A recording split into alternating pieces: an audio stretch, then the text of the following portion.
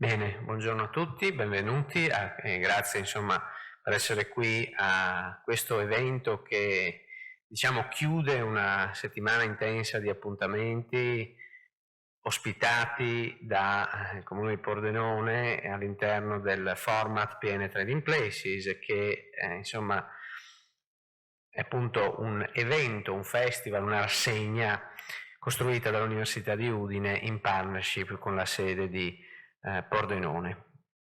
Apriamo questa ultima discussione della settimana con un saluto istituzionale. Io sono Francesco Raggiotto, sono delegato del magnifico rettore dell'Università di Studi di Udine per la sede di Pordenone e ho il piacere e l'onore di anche dirigere a livello organizzativo di comunicazione il festival PN Trading Places, un festival che non sarebbe possibile evidentemente senza la collaborazione costante e appunto proficua di tutta una serie di realtà del territorio, realtà locali, primariamente il Comune, attraverso le quali si creano una serie di sinergie importantissime che ci permettono di avere, ad esempio oggi, al tavolo dei relatori una serie di personalità e di istituzioni di assoluto prestigio. Penso solo, insomma, sfogliando il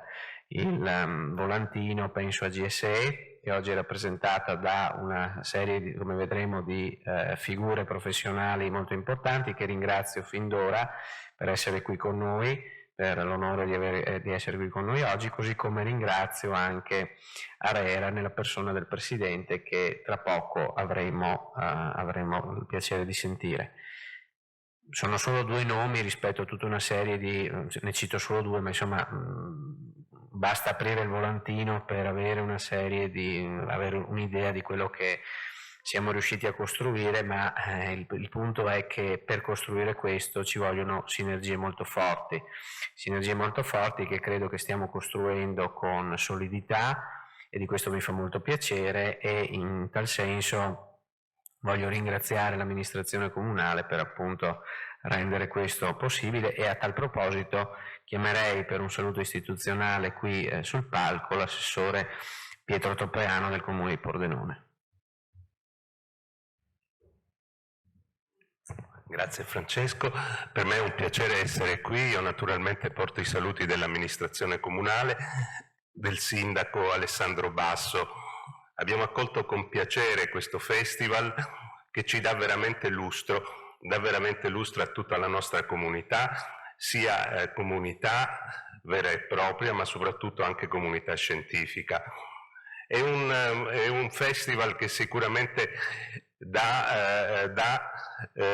si avvicina all'obiettivo che noi ci siamo prefissi, quello di dare a Pordenone una qualità e uno spessore di tipo universitario che la faccia diventare veramente una città che sia all'altezza anche di quello che saremo nel 2027 come capitale della cultura.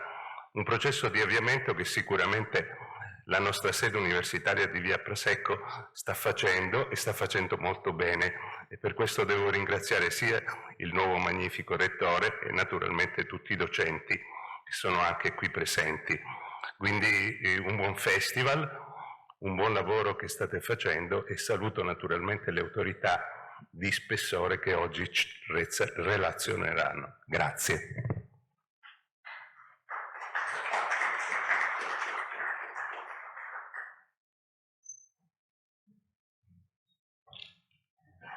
Bene, allora io direi che possiamo partire e iniziare questo evento con la prima tavola rotonda.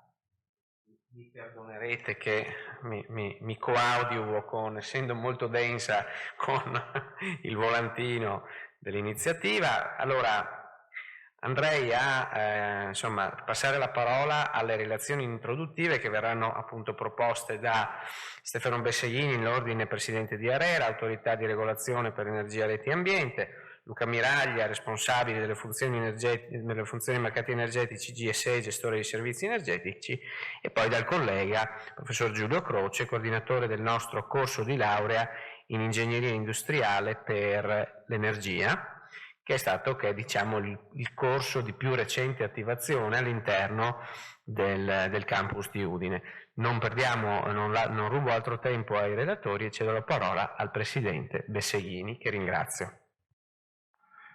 Grazie intanto, buongiorno. Si sente, sì. Mi pare che l'ambizione di questa mattina sia quella di provare a ragionare un pochino attorno a finanza e transizione energetica, e mi sembra che lo stimolo sia assolutamente rilevante e anche un po' on time, mi verrebbe da dire, perché è un tema che nel dibattito anche contingente ha preso e sta prendendo sempre più attenzione e consapevolezza. La transizione energetica è nata e nasce ed è stata narrata per molto tempo come un tema essenzialmente tecnologico, quindi un tema in cui l'identificazione degli strumentari tecnici in grado di permetterci di svolgere nel concreto questa transizione energetica, questo processo di decarbonizzazione, poi si è articolato in 1000 rivoli definitori, ma insomma inizialmente era l'ambizione di togliere carbonio dai processi di combustione, dai processi di conversione dell'energia, e quindi decarbonizzazione per quello. Ma insomma, al netto di questo, il tema tecnologico è stato molto al centro del dibattito. Se ci pensate, anche il dibattito più politico e più polemico rispetto alla transizione energetica si è spesso concentrato sulle scelte tecnologiche non tecnologicamente neutrali. Insomma, questo tema della neutralità tecnologica è un tema che sentiamo, io ne ho una mia personalissima definizione, per cui il non detto di quando si parla di neutralità tecnologica è che neutralità tecnologica vorrebbe dire qualcuno definisce gli obiettivi e poi il mercato e le tecnologie facciano la competizione ottima per raggiungere quell'obiettivo, possibilmente al minimo costo. L'interpretazione che spesso se ne dà è che ce ne deve essere un po' per tutti e che quindi la neutralità tecnologica è più una, come dire, sorta di collaborazione di tutte le tecnologie al di là delle figure di merito. Ma al netto di questo tema, l'aspetto di natura finanziaria è un aspetto assolutamente non secondario, fondamentalmente perché non ci sono i soldi per fare la transizione energetica attraverso un sistema governato centralmente, in qualche maniera interamente affidato alle finanze pubbliche. Quindi è un elemento che proprio dal punto di vista ontologico sconta una bicefalia difficile da sintetizzare, perché da una parte c'è una volontà di governo della transizione energetica di cui si vorrebbero dettare tempi, metodi e tecnologie magari, e dall'altra però non c'è la capacità o la possibilità di finanziare ex ante questi interventi, e quindi è necessario identificare strumenti e meccanismi per coinvolgere la finanza, per coinvolgere i privati, per coinvolgere o per orientare attraverso strumenti di mercato, e questo mercato lo mettiamo tra virgolette perché poi vedremo, e insomma, se qualcuno un po' ha frequentato questo tema sa quanto complesso sia la dimensione di mercato all'interno del tema energetico oggi, tant'è vero che molti si domandano se esista ancora un mercato dell'energia o se sia stato compresso completamente in una serie di strutture che ne disarticolano la funzione, lasciando un segnale spot assolutamente poco significativo o troppo significativo rispetto al sottostante fisico che realmente rappresenta. Però ecco, certamente c'è questo tema non trascurabile e rilevante del ruolo che la finanza gioca nella capacità di finanziare queste nostre ambizioni di transizione energetica. E detta così sembrerebbe quasi semplice, no? Dice, vabbè, insomma, il problema è che alla finanza basta indicare la strada e poi in qualche maniera l'intendance suivra, come si diceva una volta. Purtroppo non è esattamente così, perché il tema principale che interviene nella discussione è quello del rischio. In fondo il vero elemento critico della transizione energetica è la ingegneria dei rischi, la gestione dei rischi. Non è tanto un problema di tecnologia, non è tanto è anche naturalmente un problema di tecnologia, è anche un problema di soldi, ma poi in ultima analisi è una capacità di collocare, distribuire, attribuire i rischi che sono intrinseci nelle varie fasi di sviluppo dei progetti. E questo è forse l'aspetto secondo me meno considerato, o meno, di cui c'è meno consapevolezza. C'è molto dibattito a cui assistiamo, come ho detto, legato alla tecnologia, legato alla finanza e agli strumenti di mercato intesi come oggetti in qualche maniera un po' astratti rispetto al sottostante che devono governare, ma se uno poi gratta si accorge che alla fine si sta sempre parlando di una gestione del rischio. E il rischio che naturalmente può avere le varie sfumature di controparte economica, di controparte di volume, rischio volume, rischio tecnologico, rischio normativo e regolatorio, perché quello pure è un aspetto del rischio che bisogna saper gestire. E molto spesso in questo senso il ruolo della regolazione è un ruolo essenziale. È un ruolo essenziale perché se voi parlate con qualunque soggetto industriale, posso, credo, ripercorrere 10 anni di discussioni in una mantra ricorrente. C'era qualche rappresentante di Confapi e sono sicuro che si riconosce questa cosa: dateci delle regole stabili nel tempo, perché quella è la principale garanzia rispetto al rischio. Alla fine, quando il mondo industriale chiede delle regole stabili nel tempo, chiede una copertura del rischio rispetto alla parte forse più aleatoria, che è il rischio regolatorio e normativo.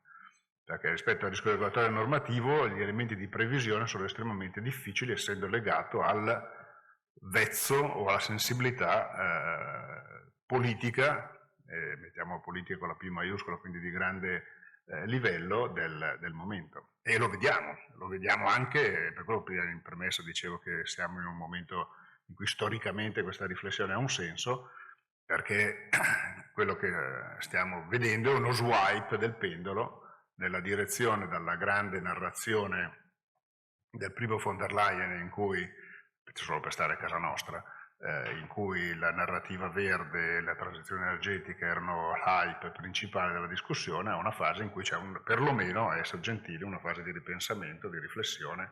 Quelli sono rischi. Sono rischi che rispetto a chi fa gli investimenti si manifestano nella maniera meno prevedibile possibile. E quindi la regolazione ha un suo ruolo, io lo dico molto spesso, nel cercare di raccordare, di ricucire quegli elementi di continuità infratemporale che sono necessari e fondamentali per garantire agli investitori questa copertura del rischio.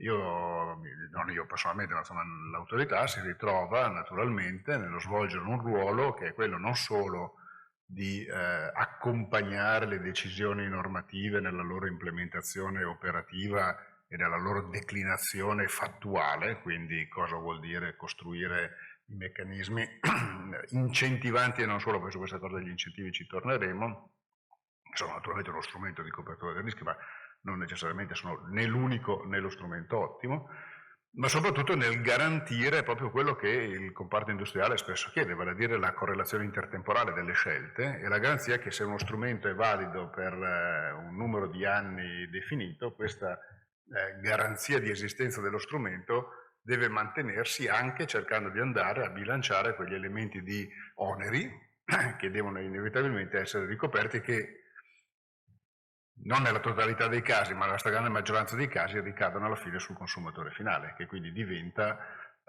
in effetti, spesso la domanda un po' polemica che in alcune discussioni, ma che alla fine chi paga? Ecco, l'unica certezza è che alla fine chi paga è il consumatore attraverso il meccanismo della copertura dei costi che fa in bolletta, che fa con gli altri strumenti, e da qui la necessità che questa ricucitura cerchi di essere il più corretta possibile, anche relativamente al rischio che il consumatore finale implicitamente, non consapevolmente, non necessariamente consapevolmente, si ritrova a ricoprire. Sapete che l'autorità statutaria, legislativamente dalla 481 del 95 in avanti, ha la duplice funzione della stabilità economico-finanziaria degli operatori e della tutela del consumatore. La mia, ma neanche tanto personale, interpretazione è che la principale modalità di copertura di garanzia del consumatore è duplice: da una parte la garanzia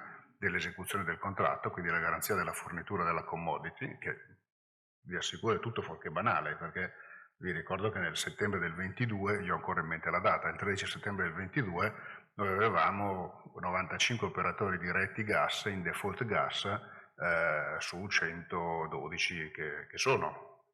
Quindi in situazione di tensione dei prezzi, di grande crisi, garantire la fornitura della commodity è già di per sé un elemento di tutela non banale. Ma la seconda è quella che, ancorché inconsapevolmente, il consumatore si ritrovi a pagare, se non l'ottimo, perlomeno il minor costo possibile, date gli elementi di vincolo che compaiono all'interno della copertura dei costi. E da questo punto di vista la necessità che un principio come quello dell'allocazione dei costi corretti rispetto all'utilizzo delle infrastrutture sia un elemento guida di qualunque scelta regolatoria, cercare di fare in modo che formule come il chi inquina paga e chi consuma paga, insomma chi ha effettivamente utilizzo dell'infrastruttura si ritrovi a ricoprire la relativa struttura dei costi, è un altro e secondo me fondamentale principio di tutela del consumatore. È meno ovvio di quanto non pensiate, nel senso che anche questo, se quando c'è un'infrastruttura di mezzo questa copertura dei costi risulta quasi, adesso non dico immediata, ma facilmente identificabile, perché l'infrastruttura è lì, chi ha accesso all'infrastruttura, il diritto di accesso, i meccanismi di tolling e quant'altro sono definibili in maniera abbastanza chiara. Quando il costo complessivo dell'investimento in infrastrutture si scarica attraverso un meccanismo mediato nella bolletta finale del consumatore, ad esempio, questa allocazione dei costi risulta un po' meno ovvia. E con la diversificazione dei consumatori questo è un ulteriore elemento di rischio implicito che il consumatore si assume a cui bisogna prestare attenzione. Immagino che tutti abbiate coscienza del tema delle comunità energetiche rinnovabili, insomma un tema che ha tiene banco in maniera non trascurabile. Non ci voglio entrare per i tanti aspetti che può avere di natura regolatoria, implementativa, anche filosofica se volete, ma c'è una questione abbastanza evidente che le rende sexy rispetto a un consumatore che molto spesso non ha la percezione del costo che sta sostenendo e dell'impressione o la sensazione di poter avere un dominio di controllo della struttura dei costi che deve coprire per garantirsi la fornitura di una commodity. Tenete conto che uno degli altri elementi, credo, rilevanti sia quello certo dell'intensità del costo, ma anche della sua prevedibilità. Poi volevo fare due battute sul concetto di speculazione all'interno dei mercati energetici.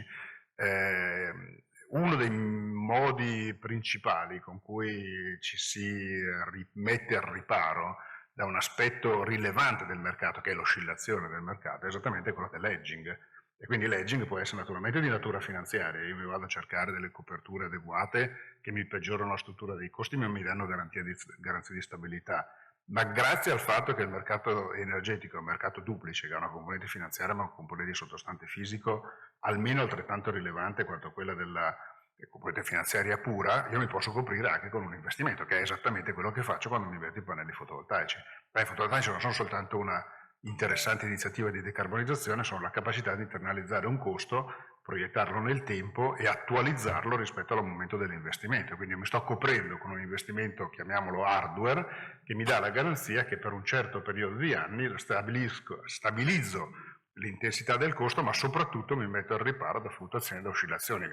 Purtroppo questa cosa, purtroppo lo dico come approccio di sistema, non come solamente questione del singolo consumatore, non permette una copertura indipendente dal profilo. Il profilo di consumo rispetto a cui io faccio questa copertura è rilevante e disgraziatamente in questo momento la tecnologia di copertura, che fondamentalmente è principalmente fotovoltaico, è spesso sfasata rispetto al profilo di consumo, perché è evidente che il pannello fotovoltaico che produce mentre io sono al lavoro e mi vendo alla rete, quando la vendo, l'energia che produco mi copre, ma mi copre solo marginalmente rispetto al mio fabbisogno, che tipicamente è un profilo notturno, serale e mattutino. Questo mi pare sia una cosa facilmente intuibile. Qual è il game changer, qual è l'elemento che sta entrando in maniera sempre più rilevante? L'accumulo elettrochimico, principalmente, c'è anche l'accumulo da pompaggio idroelettrico, ma capite che rispetto al cliente finale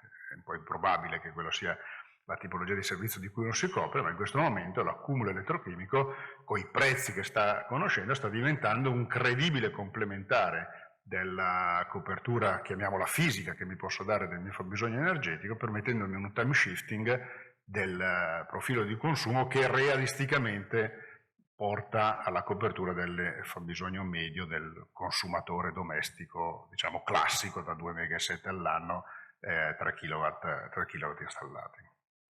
Quindi questo per cercare di convincervi che quella che può sembrare una lettura tecnica di strumenti regolatori, di strumenti incentivanti, alla fine la dobbiamo ricondurre in ultima analisi a un meccanismo variegato di copertura di rischi, di ingegneria dei rischi.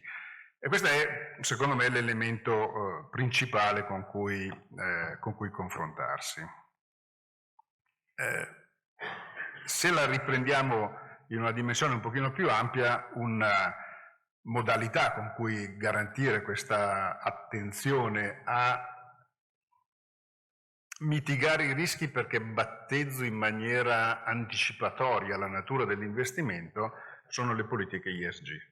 Le politiche ESG sono, adesso anche loro hanno un po' di, vacillano un pochino nel loro percorso, ma sono state e sono delle modalità di definizione degli standard che in qualche maniera cercano di battezzare ex ante la natura del rischio, la natura dell'investimento, di indicare che si inseriscono in un certo profilo, in un certo contesto di investimento e quindi di favorire l'attrattività per la finanza, che ha un grandissimo problema, che non capisce sostanzialmente niente della soluzione tecnica che gli viene proposto. Ora non è naturalmente una legge di natura e non è sempre vero, ma è straordinariamente vero che nella quantità di soldi che la finanza muove molto spesso gli investitori hanno una capacità di comprensione del sottostante tecnico del progetto molto spesso modesta. Alcuni hanno cercato di sopperire alleandosi con la componente tecnica per farsi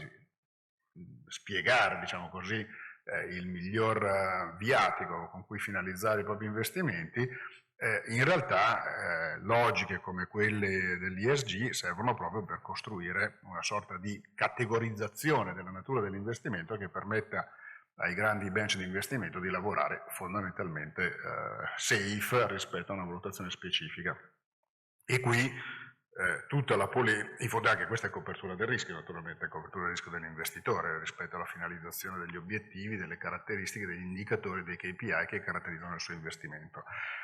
E anche qui però una grande, come ben sapete, polemica o discussione, se non vogliamo dargli la caratteristica della polemica, rispetto al greenwashing, rispetto all'effettiva rappresentatività da parte degli ESG di identificare nature di progetti. E probabilmente ricordate la grande discussione, che non è ESG related, ma insomma è un po' della stessa tipologia, relativa all'inserimento di talune tecnologie nella tassonomia europea degli investimenti e la discussione sul nucleare, sul gas e le decisioni un po' pilatesche che ne sono derivate alla fine, che secondo me sono state un po' il primo segnale di questo swipe del pendolo nella fase storica, perché era chiaro che alcune soluzioni tecnologiche stavano dimostrando la propria incapacità di non tanto risolvere il problema della transizione energetica tout court, ma di risolverlo nei tempi dati, perché l'elemento di variabilità e di rischio intrinseco che è molto difficile da togliere dalla discussione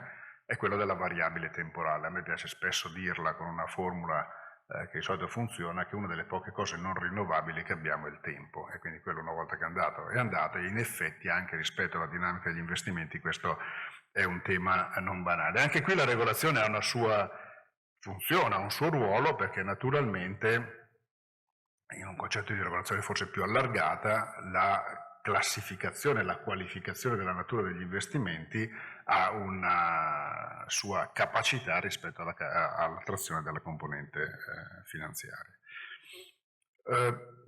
Non mi soffermerei tanto sulla questione adesso della natura dei mercati, degli strumenti, se non per dire una cosa, l'ho detto prima un po' in premessa, qualcuno si interroga se il mercato esista ancora, se il mercato sia ancora in effetti in grado di costruire le risposte. Ora che il mercato energy only che ci caratterizza, quindi MGP, MSD, MI, tutte le varie caratteristiche di mercato che abbiamo, fosse uno strumento in difficoltà con il processo di transizione energetica, lo discutevamo 15 anni fa, quindi metterlo nella categoria delle novità faccio un po' fatica a metterlo.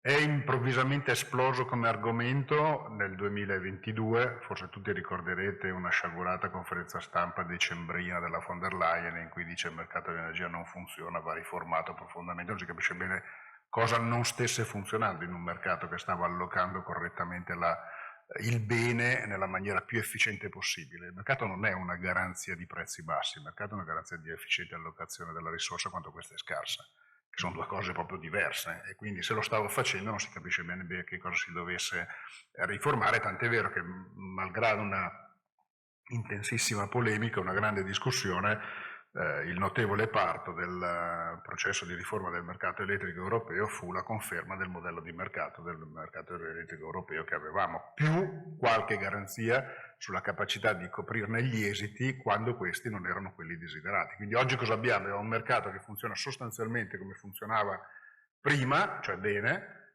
che alloca tecnologie differenti nella maniera più efficiente possibile, perché il marginal price non è esattamente appunto una scoperta degli ultimi minuti e non è una scoperta dell'Italia, e in più ha aggiunto, e questo devo dire positivamente, degli strumenti di copertura degli esiti quando i consumatori sono deboli. Ma nel frattempo abbiamo anche cominciato a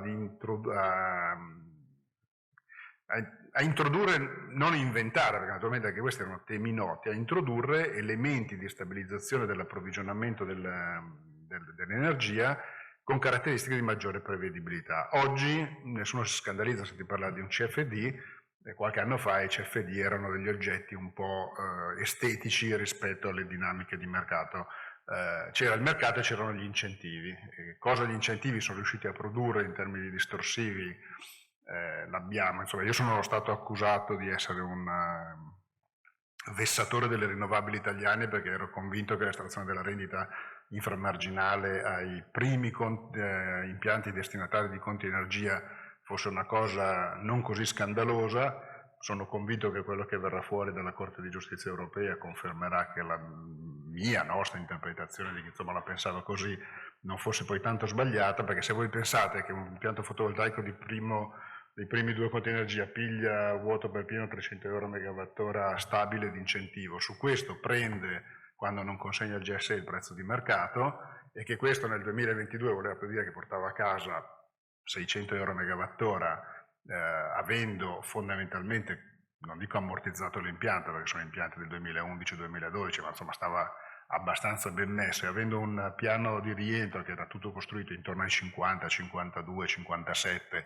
euro megawattora, dirgli che doveva restituire il differenziale che superava, non mi ricordo più, il 75 zonale, mi pare che fosse il 70, insomma qualcosa del genere, doveva restituire il differenziale, non mi sembra, doveva restituirli e non darli in beneficenza, restituirli al meccanismo della struttura dei costi in bolletta, quindi mi pare che fosse un'operazione assolutamente fair, e di fatto questo è quello che poi è entrato nella riforma del mercato elettrico, la famosa discussione che stiamo facendo sul clawback, nel recupero del differenziale rispetto ad eventuali esiti di mercato non ottimali, è esattamente l'evoluzione di quello strumento lì. Quindi non è passata in vano questa tempesta, abbiamo costruito ulteriori strumenti nuovi, e se adesso guardate, probabilmente ve li racconterà il GSE dopo, agli strumenti di incentivazione tra virgolette, che non sono più strumenti di incentivazione, sono strumenti di approvvigionamento stabile della commodity a prezzi definiti che stanno nel FER X, FER Z, FER 2, FER tutto quello che volete,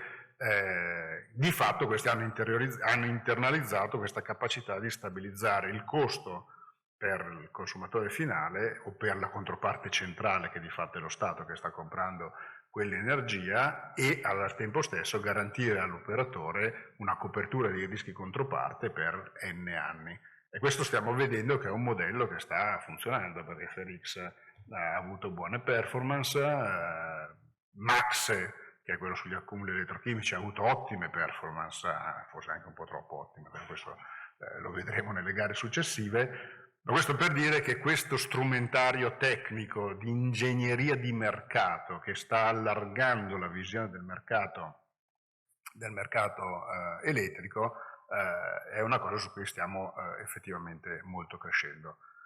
Se ne accorgono tutti gli operatori addetti del settore, se ne accorgono meno i consumatori finali e se ne accorge meno probabilmente il decisore politico, che tende ancora a essere legato a modelli di un paio d'anni fa. Il problema vero è proprio quello, che cambiano così rapidamente le cose che stargli dietro può non essere tanto facile. L'altro giorno ero a un seminario dove un simpatico moderatore ha chiesto qual è la cosa che, se avessi la bacchetta magica, vorrei fare nel settore dell'energia, e anche se può sembrare un po' naif, io la cosa che vorrei fare è fare in modo che il racconto del complesso puzzle che oggi caratterizza i sistemi di supporto alla transizione energetica fosse comprensibile immediatamente a una larga fetta della popolazione.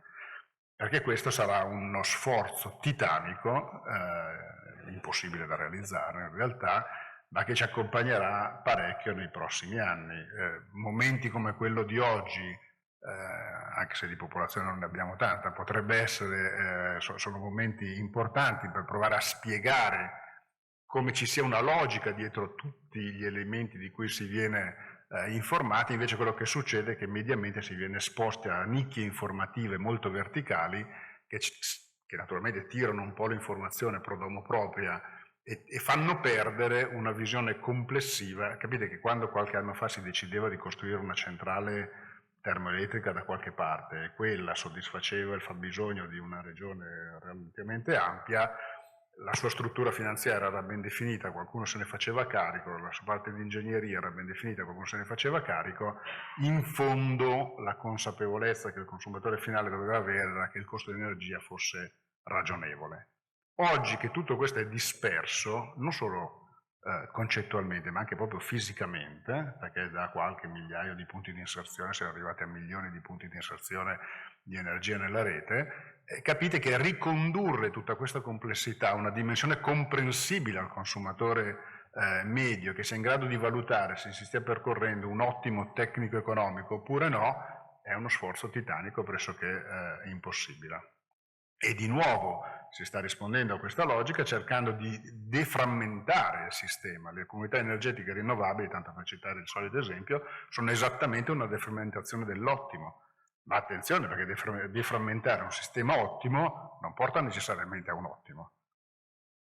Costruire un sistema bilanciato piccolo ha potenzialmente costi marginali molto più alti che non ottimizzare un sistema grande. Tant'è vero che io rimango sempre un po' impressionato quando mi spiegano che le comunità energetiche sono molto belle, ma se le facciamo regionali è meglio, ma se facessimo la comunità energetica nazionale sarebbe ancora meglio. Dico sì, ho capito, quindi stiamo ritornando al sistema elettrico nazionale che era, guarda caso, no. Allora, in realtà attenzione, perché qui spiegare queste apparenti contraddizioni richiede una onestà intellettuale, una capacità di rappresentazione del tema che non è per niente banale. Perché noi stiamo, ad esempio, sempre per stare su questo tema della dimensione, la dimensione ottima è quella europea del mercato.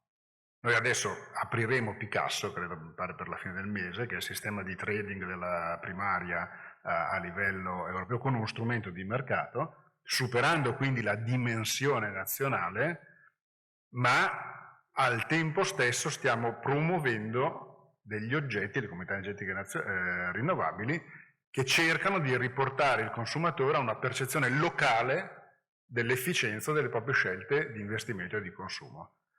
E non è ovvio tenere assieme queste due dimensioni nella comprensione di una persona che non è tecnica del settore. Quindi c'è uno sforzo, ecco perché la bacchetta magica servirebbe per riuscire a far capire che tutta questa non è una cosa illogica, può sembrare controintuitiva, come molto spesso capita con gli elementi tecnici un po' spinti, un po' rilevanti, ma è un lavoro di cui dovremmo farci carico. Io temo di aver abbondantemente esondato il mio tempo e quindi vi risparmio la discussione sulla speculazione nei mercati energetici e la faremo un'altra volta. Grazie.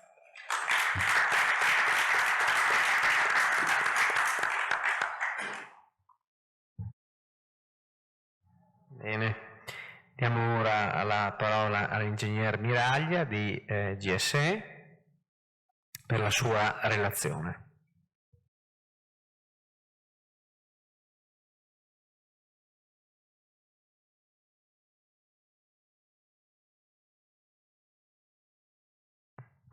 Buongiorno a tutti, ringrazio sicuramente gli organizzatori, il Comune di Pordenone e l'Università, ringrazio anche il Presidente Bessaghini per aver, in questa relazione introduttiva, aver toccato veramente tutti gli aspetti rilevanti, attuali di discussione. Sicuramente per me è un po' più semplice introdurre alcuni elementi che riguardano il mercato, che è la parte che seguo in GSE e rispetto alla quale porterò qualche informativa, dei dati, degli esempi, ma il messaggio è stato molto chiaro, quello del Presidente, e siamo di fronte a delle scelte legate alla transizione che comportano la valutazione dei rischi legati a un cambio di paradigma e a un cambio, secondo me, importante di orizzonte temporale, no? Cioè la negoziazione dell'energia elettrica chiaramente oggi è estremamente rappresentata dal segnale di prezzo spot, che è un segnale di breve termine, brevissimo termine, ormai quasi real time, ma deve traguardare tecnologie che hanno bisogno di un orizzonte temporale pluriannale, quindi di molteplici anni, e quindi lo sforzo anche in primis regolatorio di evoluzione del disegno della regolazione sta andando proprio in questa direzione di rendere compatibile le esigenze spot di bilanciamento fisico chiaramente di un sistema energetico con scelte di lungo termine che possono permettere, diciamo, lo sfruttamento di tecnologie che sono capital intensive e che oggi sono competitive nell'ottica chiaramente di un orizzonte temporale più lungo rispetto a quello che è quello del bilanciamento istantaneo di una rete elettrica. Quindi, diciamo, il tema del rischio è sicuramente legato, no, alla contrattazione, alla negoziazione di questo tipo di forniture. Chiaramente il GSE è un'azienda pubblica, statale, di proprietà del MEF, che attua le politiche a supporto della transizione energetica definite secondo gli indirizzi del MASE e implementando chiaramente le delibere e il disegno regolatorio dell'autorità. Nella sua mission chiaramente implementando i meccanismi di supporto è tutti i giorni a fianco alle imprese, i cittadini e le pubbliche amministrazioni proprio per accompagnare il Paese verso questo importante obiettivo di transizione energetica. Proviamo a mettere qualche numero, giusto per avere qualche riferimento, poi entreremo nel merito un pochettino di come funziona a grandi linee, approfondiremo un po' il mercato elettrico, diciamo come funziona e qual è il paradigma oggi rispetto al quale si sta implementando un cambiamento. In Italia, diciamo, consumiamo grosso modo circa poco più di 300 terawattora di energia elettrica. Questa energia è chiaramente approvvigionata in parte da import attraverso le interconnessioni con l'estero per circa 50 terawattora. 146 terawattora sono da produzione termoelettrica, di cui una quota molto importante viene da generazione da gas naturale, e poi abbiamo una crescente e sempre più importante generazione di energia da fonti rinnovabili, quindi un'energia prodotta dall'idroelettrico, ma che negli ultimi 15 anni ha visto il crescente contributo sicuramente del fotovoltaico e dell'eolico. Oggi siamo a 35 terawattora, oggi in realtà ho riportato i dati del 2024 perché abbiamo ripreso un trend di crescita molto importante con la capacità installata sia del fotovoltaico che dell'eolico, e quindi complessivamente abbiamo diciamo sui consumi complessivi raggiunto un 35%. Per quanto riguarda il 2024, di questa energia da fonti rinnovabili il GSE gestisce sul mercato 25 terawattora in termini di contratti fisici, dove il GSE effettivamente anche, diciamo, assume il ruolo di quello che ho detto utente del dispacciamento, cioè ha un contratto fisico di prelievo e quindi poi di rinegoziazione dell'energia, ma complessivamente i volumi di energia che invece sono contrattualizzati dal GSE anche attraverso strumenti finanziari è più del doppio, quindi abbiamo più di 50 terawattora di energia che, che vengono supportati attraverso contratti e strumenti di incentivazione che oggi, come ha detto chiaramente il Presidente, più che di incentivi si tratta di strumenti che vanno a stabilizzare alcune componenti di rischio di mercato. Quindi abbiamo sicuramente un intervento che ha prodotto, no, già un passaggio importante in termini di mix energetico. Siamo di fronte a una sfida ancora ulteriore, possiamo vederlo in termini di capacità. C'è stata una crescita molto importante, nei prossimi anni siamo chiamati a andare a incrementare ulteriormente la capacità, quasi con più che raddoppio di capacità sia di energia da impianti fotovoltaici che da impianti eolici. Questo è un elemento rispetto al quale sicuramente c'è un'opportunità, che è quello di utilizzare tecnologie che oltre a essere pulite sono anche estremamente convenienti. Però rappresenta anche una grande sfida, perché queste tecnologie devono essere integrate in un sistema energetico che deve essere in grado di accoglierle, e quindi questo significa che oltre al costo della tecnologia c'è il costo legato alla predisposizione del sistema per poterle integrare, e anche un'evoluzione del sistema di governance del mercato stesso, del funzionamento del mercato. Per quanto riguarda appunto la complessità, qual è il mercato che oggi permette la negoziazione dell'energia elettrica? E qui ho riportato uno spaccato di quelle che sono le sessioni di mercato attraverso le quali si arriva alla definizione di quello che è poi definito, che un tempo si chiamava il PVMC, quindi quello che è il programma vincolato, modificato e corretto, la migliore previsione che un operatore di mercato può fare in vista della produzione dell'energia, con le varie sedi di negoziazione che sono regolate a livello europeo, e con l'ottica di allargare il più possibile lo scambio di energia fra i sistemi elettrici, con uno sforzo che è stato fatto negli anni importante anche di coupling, cioè proprio di accoppiamento intrinseco delle sessioni di mercato, per permettere gli scambi di energia fra le diverse zone e le diverse regioni, sia nazionali che europee.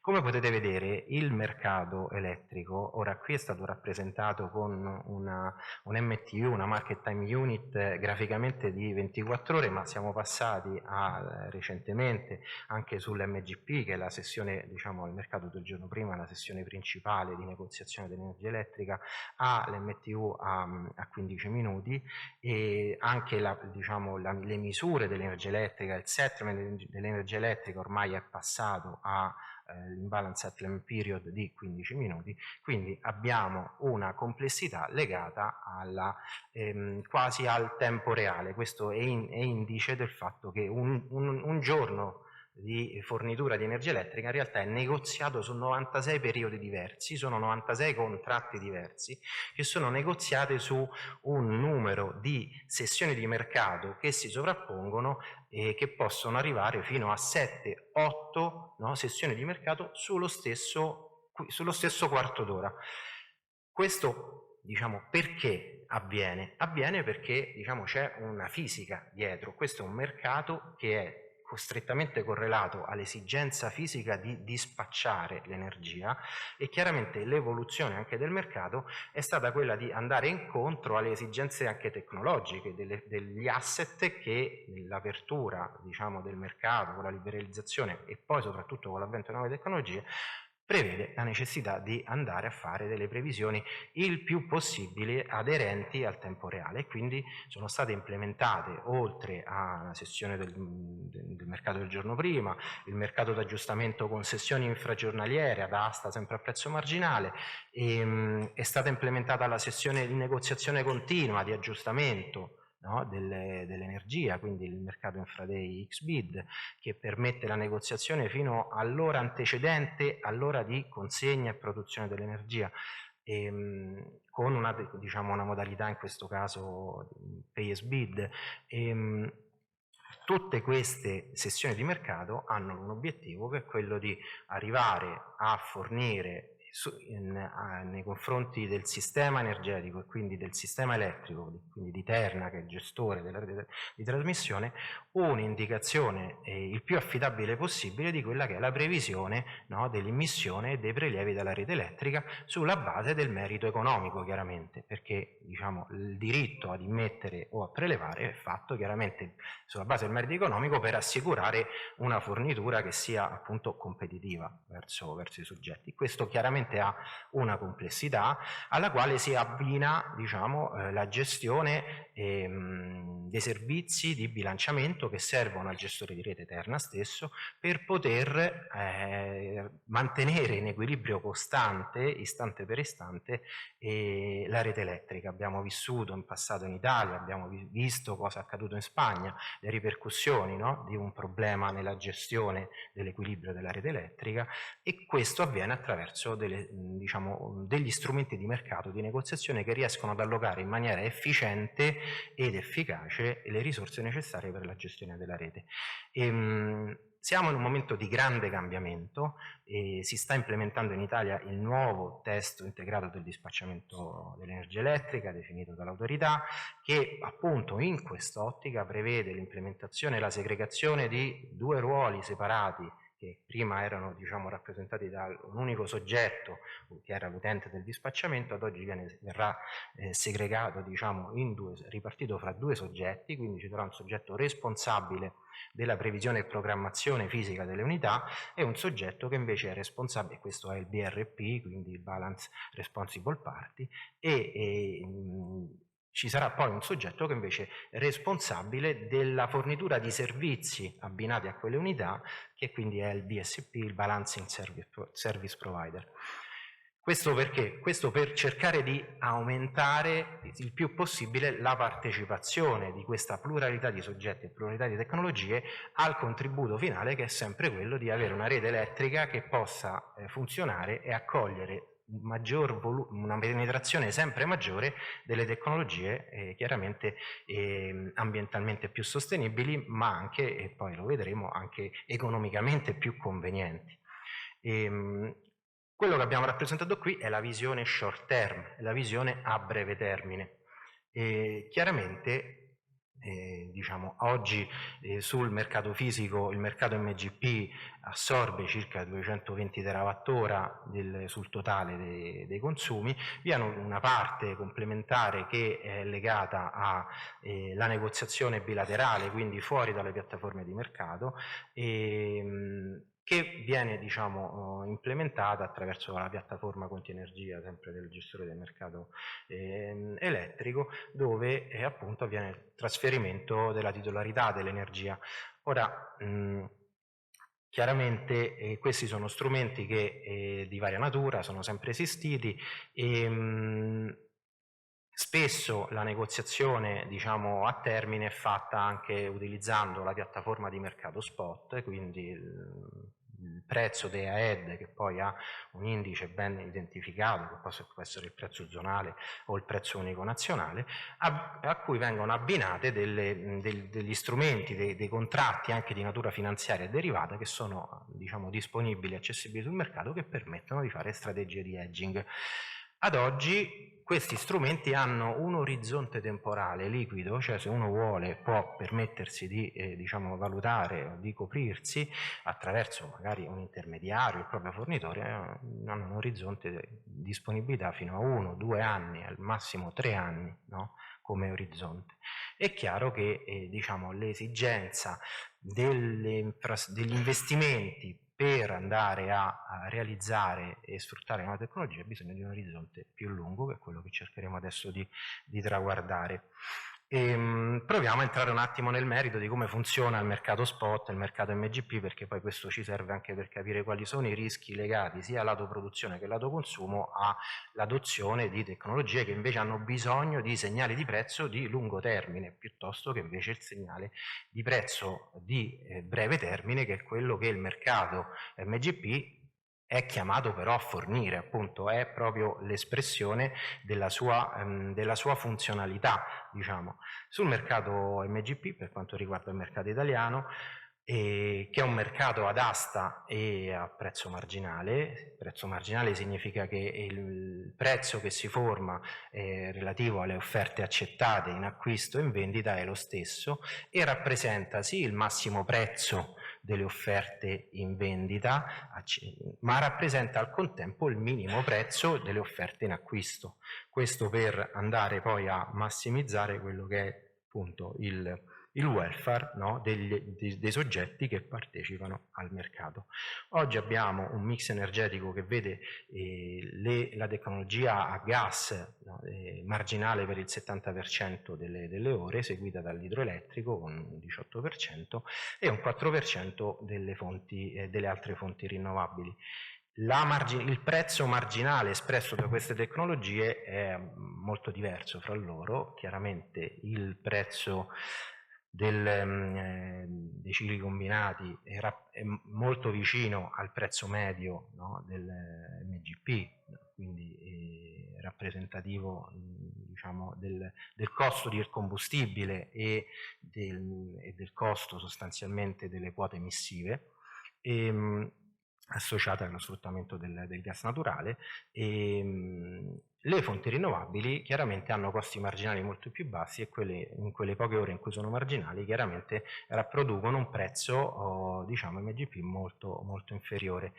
E chiaramente le fonti rinnovabili sul mercato MGP forniscono un contributo a ridurre il prezzo anche quando non sono marginali, perché il solo fatto che ci sia quantità offerta da questi impianti permette l'accettazione di un'offerta sempre magari da ciclo combinato, però a un prezzo inferiore rispetto a quella che ci sarebbe stata in assenza di queste tecnologie. Chiaramente qui parliamo di negoziazione del singolo quarto d'ora, che poi sommati e mediati fanno il prezzo medio anno, ma ci dobbiamo ricordare che è un prezzo variabile su contratti quarto orari, forniture spot, quindi dove uno ha la possibilità di impegnarsi per quel quarto d'ora. È chiaro che la necessità di cambio, no, infrastrutturale non può basarsi su una negoziazione solo su una negoziazione diciamo di tipo spot, ma ha bisogno di un orizzonte temporale più lungo. Proviamo intanto a vedere come sta evolvendo intanto il mercato rispetto all'incremento di volumi appunto che stiamo verificando di produzione da fonti rinnovabili. Sicuramente stiamo assistendo a un incremento della formazione di prezzi zonali nulli.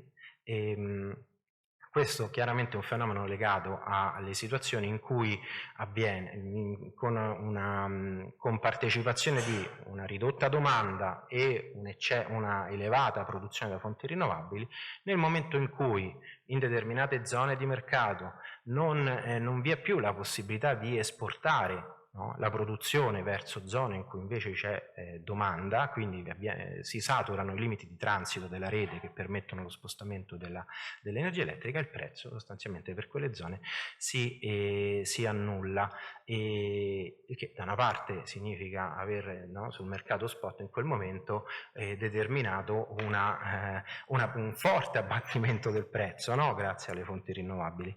Dall'altra chiaramente per il sostegno a questo tipo di investimento è un segnale di preoccupazione, perché nella dover definire un rischio, sia che si vada a pensare per la cessione verso il mercato, sia che si voglia pensare all'investimento in ottica di autoconsumo e quindi di, diciamo, copertura fisica con un investimento o con un asset, è chiaro che il costo evitato è rappresentato sempre dal prezzo al mercato. Quindi se io investo in fotovoltaico per coprirmi dal costo di energia elettrica e quell'impianto nei prossimi 10 anni mi produrrà solo quando l'energia costerà zero, chiaramente questo tipo di investimento non è, diciamo, non permetterebbe da solo, no, la viabilità, diciamo, di questa tecnologia, ed è quello che stiamo vedendo anche nel profilo medio, no, dei prezzi che qui ho riportato, normalizzati chiaramente rispetto al prezzo medio, questo per, diciamo, togliere l'elemento congiunturale chiaramente dei prezzi che abbiamo visto negli anni. Però quello che si vede è che nelle ore di produzione del fotovoltaico, che è la tecnologia che si sta diffondendo di più, per la sconcentrazione della produzione a livello territoriale nelle stesse ore, chiaramente essendo il driver per tutti quanti lo stesso, quindi la disponibilità della fonte primaria del irraggiamento, sta producendo questo forte abbassamento del prezzo nelle ore diciamo, di produzione e invece un recupero parziale, possiamo dire, nelle ore serali. Questo perché chiaramente la domanda contendibile varia in funzione della produzione fotovoltaica, e chi gestisce asset, no, per quanto riguarda la produzione termoelettrica chiaramente cerca di ottimizzare la propria produzione laddove il mercato gli consente dove c'è domanda, chiaramente, e questa domanda aumenta, no, nelle ore in cui il fotovoltaico non c'è. La domanda contendibile aumenta nelle ore in cui il fotovoltaico non c'è. E arrivando quindi nel dato preliminare, possiamo vedere che è quasi il prezzo diciamo, nelle ore di produzione fotovoltaico è quasi la metà rispetto al picco di prezzo che abbiamo nelle ore serali, e questo è sicuramente un trend importante che rappresenta un rischio, no? Visto da solo, per poter fare un investimento a mercato per quanto riguarda per esempio un impianto fotovoltaico. E questo perché il cosiddetto capture price, cioè il prezzo effettivamente percepito da un impianto, dipende dal suo profilo di emissione. Il prezzo medio di mercato è chiaramente collegato, ed è quello a cui lato consumo si è di solito molto chiaramente molto collegati, perché è il prezzo che poi finisce nella bolletta, il prezzo unico nazionale, che è collegato magari a un profilo piatto, no, di consumo, quindi come se fosse una media aritmetica di un profilo cosiddetto baseload. E le tecnologie, quando immettono, no, sul mercato, percepiscono sempre il prezzo per quel quarto d'ora, ma chiaramente poi lo moltiplicano per le quantità, e se le quantità sono legate alle ore di produzione, chiaramente il fotovoltaico nell'arco dell'anno complessivamente avrà un prezzo catturato medio più basso, no, del prezzo di mercato. E questo avviene in maniera più significativa per il fotovoltaico, meno per l'eolico, chiaramente, che ha diciamo, un profilo meno strutturato, quindi più variabile rispetto a quello del fotovoltaico, e quindi qui parliamo di una forte correlazione negativa della produzione, ad esempio, di fotovoltaica rispetto al prezzo di mercato, cosiddetto il fenomeno di cannibalizzazione, no, del prezzo, che chiaramente è un elemento importante nel dover valutare sia lato acquisto, ma anche sia lato investimento, ma di conseguenza anche in maniera consapevole lato acquisto, un investimento, no, per lo sfruttamento di questa tecnologia. Arriviamo quindi a provare a capire quelli che sono gli elementi complementari, no, al mercato di breve termine, che è chiaramente necessario per il dispacciamento dell'energia. Cioè il mercato serve per avere un dispacciamento efficace, un'allocazione efficace delle risorse per l'equilibrio della rete, come ho già detto, ma questo mercato spot ha necessità di essere accompagnato con strumenti di lungo termine. Abbiamo avuto una lunga, diciamo, antologia negli ultimi decenni, diciamo, di strumenti di supporto, e ora siamo arrivati all'impiego dei contratti per differenza, quindi di CFD, e l'ultimo strumento appunto è diciamo, l'asta FER-X, che è ancora, diciamo, in corso, che ha visto però un'ottima partecipazione e un'espressione anche di prezzi, diciamo, molto interessanti, perché appunto parliamo di prezzi tra i 65 e i 60 euro a megawattora, che rispetto ai 110 euro a megawattora, no, che stiamo misurando sul prezzo spot è un bel risparmio. È chiaro che l'asta per X cosa dà in cambio agli investitori? Un orizzonte temporale di ventennale, mentre il prezzo spot è un prezzo, diciamo, che appunto che è parcellizzato sui singoli quarti d'ora, quindi capite bene qual è la differenza, no, dell'orizzonte temporale, e una garanzia di controparte certa, perché la controparte di questi contratti è il GSE, che appunto opera a nome dello Stato, no, nel fornire, diciamo, un segnale di prezzo stabile, e anche altri, diciamo, accessori come, diciamo, la remunerazione anche in caso di sovrapproduzione da rinnovabili, in caso di curtailment. Quindi comunque va a definire una completa stabilizzazione dei ricavi. Questo ha chiaramente un costo, no? In termini, diciamo, di profilazione, perché appunto per poterlo stabilizzare è un contratto che prevede una regolazione cosiddetta pay as produce, quindi effettivamente sulla misura prodotta vi è poi questa regolazione con un contratto a due vie che riporta, no, il prezzo spot a un prezzo predeterminato, che è il prezzo d'aggiudicazione sempre determinato attraverso merito economico in asta. Chiaramente è uno strumento che per poter essere, diciamo, implementato ad oggi ha chiaramente bisogno di una controparte pubblica, perché non è questo tipo di contratto non è contratto direttamente spendibile dentro un contratto di fornitura, perché nessuno di noi pensa di accendere la luce solo quando un impianto fotovoltaico sta producendo, no? Cioè dietro c'è sempre poi una fisica, un elemento anche di vita diciamo vissuta quotidiana che rappresenta, diciamo, poi gli strumenti di mercato. Per quanto riguarda il mondo delle rinnovabili, si stanno diffondendo anche i cosiddetti Power Purchasement Agreement, che sono contratti oltretutto nati in realtà prima della liberalizzazione del mercato, quando, diciamo, c'era un monopolista che gestiva una rete e per fare un investimento un soggetto esterno voleva negoziare nel lungo termine il prezzo, no, per realizzare magari quel tipo di infrastruttura, anche una centrale a carbone o un ciclo combinato. Ora sono sicuramente in auge per poter diciamo, negoziare a mercato l'energia sul lungo termine di impianti a fonti rinnovabili. Chiaramente sono strumenti negoziati bilateralmente, tailor made, quindi, diciamo, si possono negoziare tra produttore e acquirente, e chiaro sono strumenti complessi, strumenti che hanno bisogno di diciamo, conoscenza e consapevolezza, e che non sono direttamente accessibili a tutti gli operatori, a tutti i consumatori, e che però al loro interno diciamo, includono tutta una serie di rischi, partendo dal rischio di controparte fino a quello che ho provato a diciamo, indicare qui, una ripartizione nella negoziazione tra acquirente e produttore del rischio, no, legato alla produzione, al profilo di produzione di un impianto fotovoltaico rispetto al profilo di prelievo di un consumatore. Qui li abbiamo provati a schematizzare.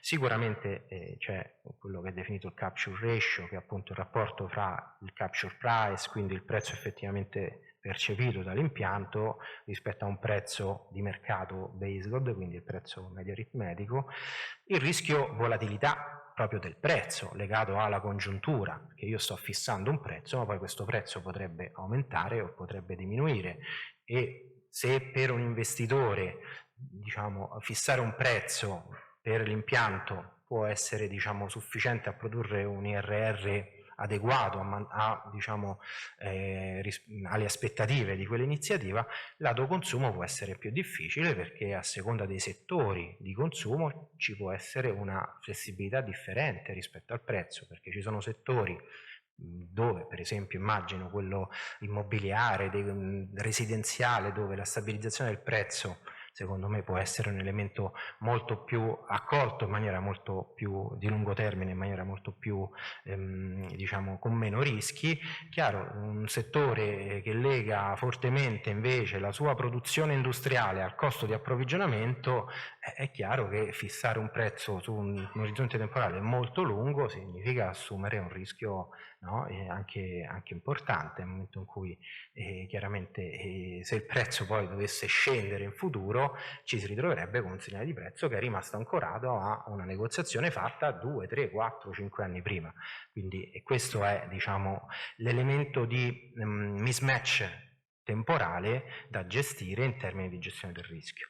Vi è poi sicuramente un rischio volume legato al fatto che l'energia che per esempio l'impianto non produce ma che si è impegnato a produrre chiaramente va riacquistata e viene riacquistata a prezzo di mercato, quindi chiaramente viene riacquistata a un prezzo di mercato che può essere più alto, rivenduta poi attraverso questo contratto al prezzo definito ex ante, quindi anche questo è un rischio da gestire, e quindi qua si arriva al prezzo pay as produced.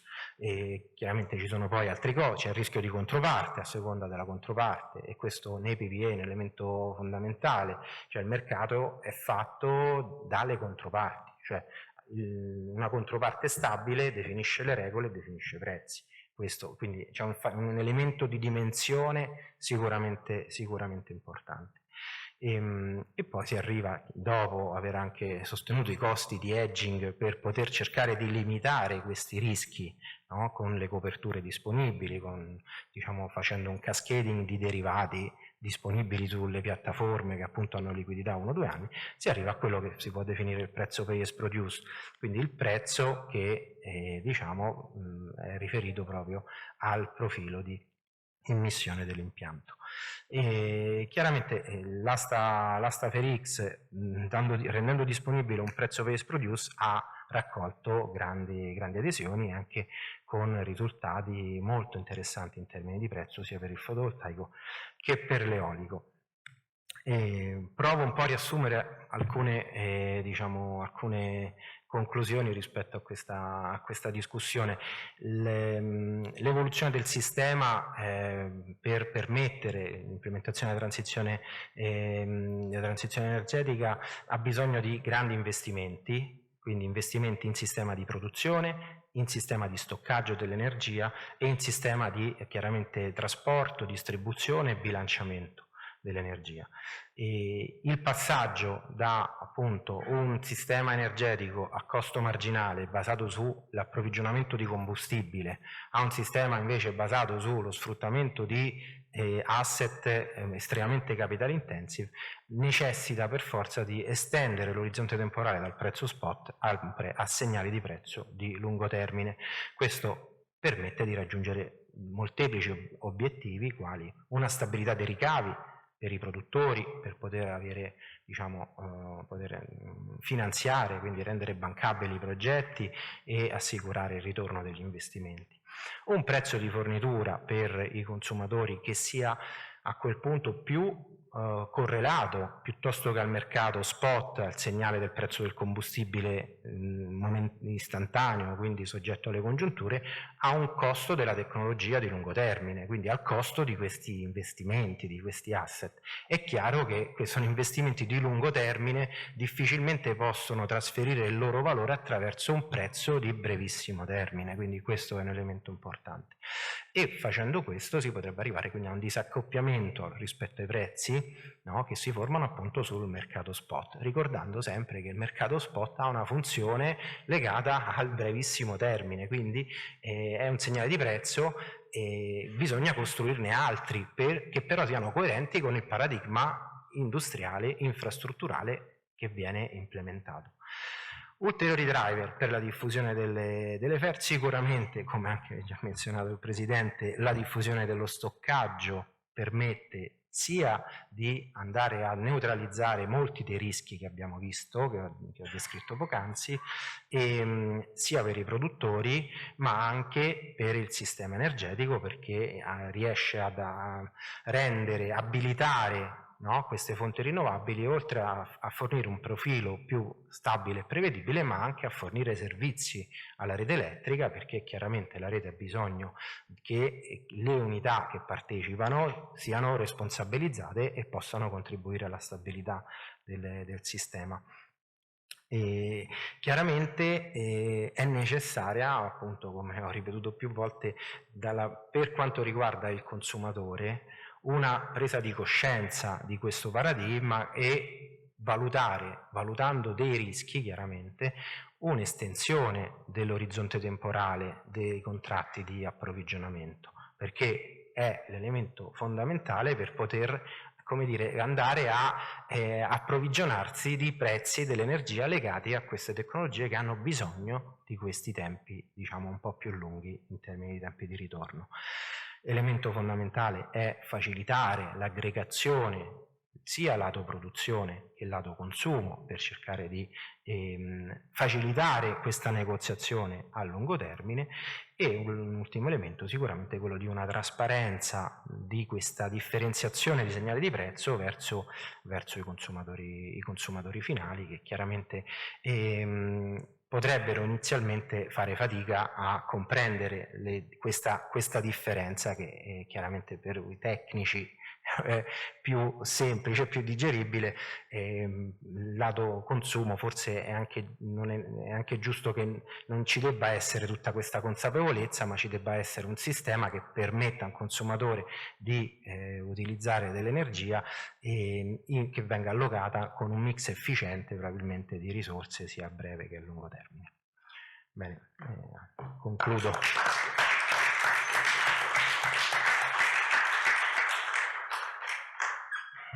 Grazie Ingegner Miraglia. Adesso passo la parola al collega professor Giulio Croce per l'ultima relazione introduttiva, per poi passare alla prima delle nostre tavole rotonde. Grazie, prego professor Croce.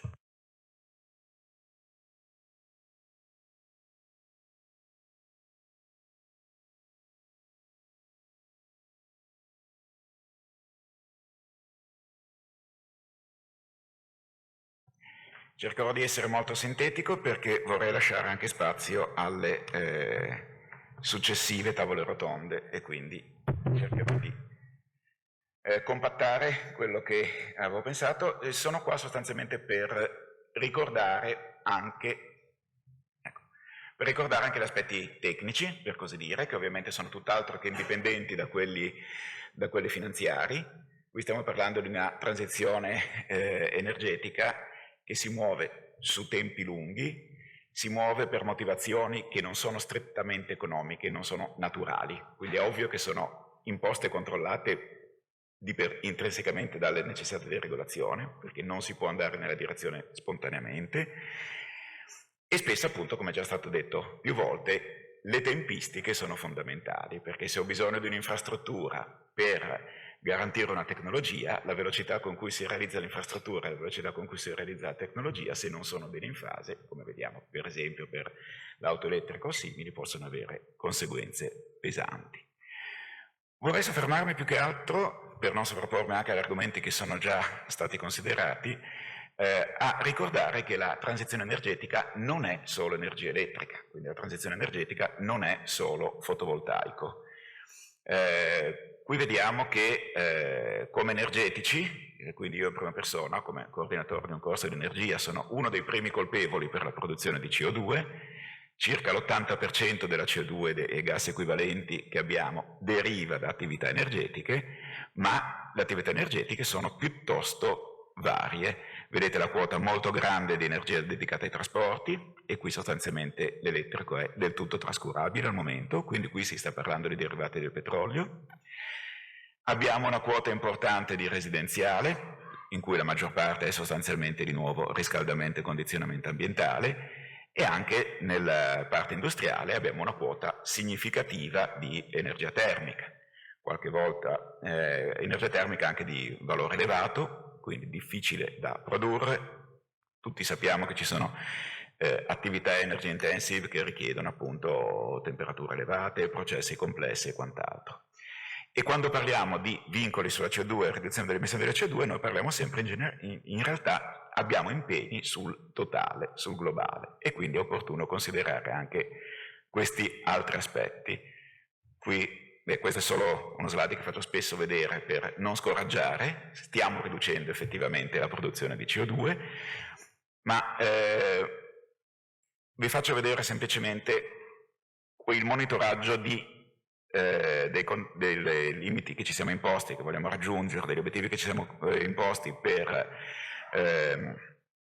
la CO2 divise per i vari settori, i vari tipi di attività. I numeri ovviamente non li leggete voi e quindi ve li dico io.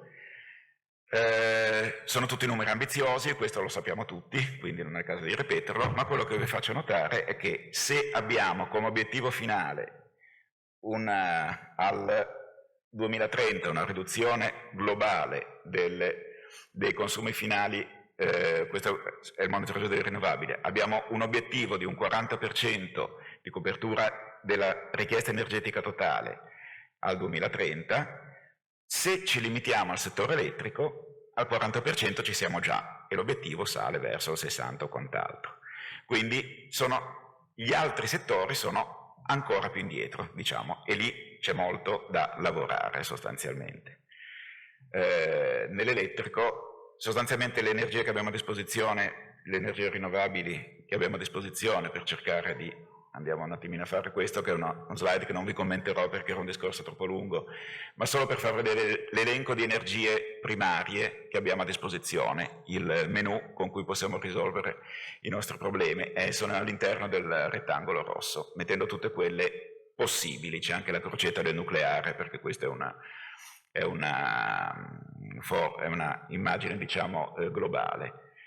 È chiaro che quando parliamo di energie rinnovabili parliamo di fotovoltaico e di eolico, che di natura ormai entrano nel sistema come attività elettriche. I contributi che abbiamo direttamente alle esigenze termiche diretti sono un po' più faticosi, perché abbiamo biomasse che richiedono tipicamente aree molto estese per la coltivazione e quant'altro. La biomassa sostanzialmente è un oggetto che nel corso di un'intera vita ha raccolto un po' di energia solare, l'ha trasformata per fotosintesi nella pianta e poi sfruttiamo quello che è riuscito a trasformare in cellulosa e quant'altro. E quindi è chiaro che la sua efficienza è molto più bassa del corrispondente fotovoltaico. E quindi abbiamo seri problemi per attivarci e poter coprire tutte le altre esigenze. Se vediamo, completando la rassegna, se andiamo a vedere poi il settore termico, di nuovo abbiamo obiettivi al 2030 intorno al 35%, quindi obiettivi di copertura da rinnovabili di nuovo molto più modesti di quello dell'elettrico, perché appunto è una questione più complicata. E poi il capitolo dolente naturalmente sono la quota di rinnovabili CO2 free che vorremmo nei trasporti. Credo che già l'aspetto geometrico chiarisca che il salto che vogliamo è diciamo molto ambizioso, senza usare altri aggettivi, e comunque l'obiettivo finale sarebbe comunque sempre del 34, che è più del triplo di quello che abbiamo adesso, e quindi questi sono problemi decisamente consistenti. E qui è un classico problema dove appunto anche i tempi dell'infrastruttura e i tempi della tecnologia giocano un ruolo assolutamente fondamentale. Possiamo tutti pensare che andremo tutti con celle a combustibile idrogeno ed esserne felici, ma c'è un passaggio di infrastrutture e quant'altro estremamente complesso, quindi un obiettivo sicuramente distante nel tempo.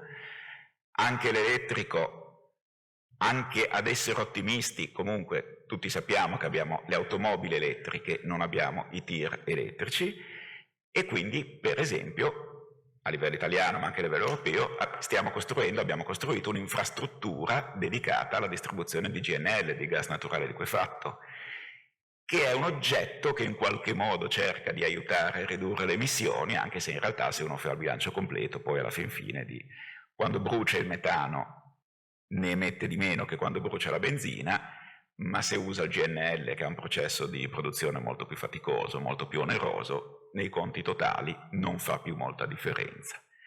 Però abbiamo delle locazioni oggettivamente difficile, e quindi dove abbiamo i problemi sostanzialmente sono i problemi che nascono dalla natura stessa delle energie rinnovabili. Le energie rinnovabili sono eleganti, belle, pulite, ma sono disponibili quando sono disponibili, da cui tutti i discorsi che non sto a ripetere, che hanno fatto i relatori precedenti sulla necessità di equilibrio della rete e quant'altro. Anche questi discorsi sull'equilibrio della rete creano problemi diversi anche a seconda della scala di tempo che consideriamo, perché oggi sicuramente gli impianti idroelettrici di accumulo, quelli impianti di pompaggio, come si è detto anche in precedenza, non sono la soluzione per bilanciare ovviamente il fotovoltaico domestico singolo, e anche a livello di rete sono largamente sottoutilizzati da parecchi anni, perché sostanzialmente economicamente contavano sulla grossa disparità fra giorno e notte del prezzo dell'energia, che viene ridotta appunto dalle rinnovabili. Però questi oggetti, che adesso sono ampiamente sottoutilizzati, in linea di principio, se riuscissimo davvero a raggiungere i target che ci siamo posti, e quindi se l'accumulo per una sovrapposizione fotovoltaica non è solo più un problema locale del mio impiantino domestico, ma è un problema dell'intera rete, e quindi richiede stoccaggi ben più grandi e su scala di tempo anche maggiore, a questo punto potranno di nuovo ritornare utili. Ma appunto ci sono anche strette interazioni fra queste questioni, perché appunto migliorare un aspetto può anche influire su altri aspetti, giusto per sottolineare alcuni aspetti della complessità del problema, sia economico sia tecnologico. Anzi, le complessità economiche sono l'ovvia conseguenza delle complessità tecnologiche. I problemi complessi non si possono risolvere in maniera semplice, purtroppo questo lo sappiamo. Solo anche in questo caso un paio di esempi.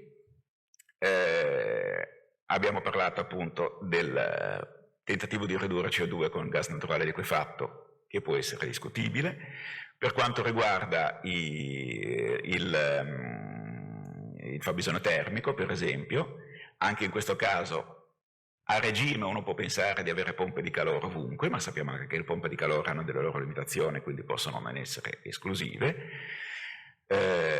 ma nel breve termine, e è una cosa già ampiamente utilizzata, già un semplice sistema di cogenerazione dà un vantaggio enorme a livello complessivo di riduzione di emissione a livello globale, però potenzialmente potrebbe danneggiare la statistica della produzione elettrica, perché è comunque un impianto a combustibili fossili che viene aggiunto.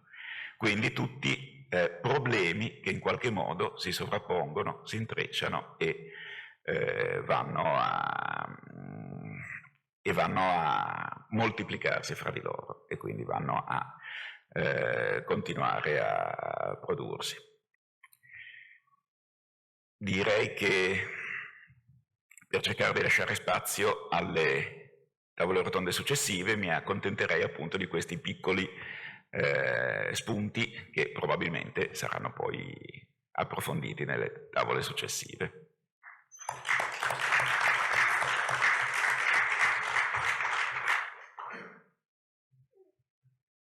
Grazie professor Croce, grazie a tutti i nostri ospiti che hanno aperto insomma con dei temi molto importanti il nostro incontro di oggi. E allora darei spazio, congedando e ringraziando nuovamente i nostri relatori, alla prima tavola rotonda Finanza e transizione energetica delle imprese, chiamando sul palco Stefano Bravo, vice direttore generale Fidimpresa Friul Veneto, Francesco Forte, Senior Specialist per le misure di incentivazione della transizione energetica per le imprese, sempre di GSE, Luca Penna, direttore di Ascom Pordenone, e doveva intervenire Lucia Cristina Pio, che invece viene sostituita da un altro relatore che abbiamo qui con noi, per Confapi FVG.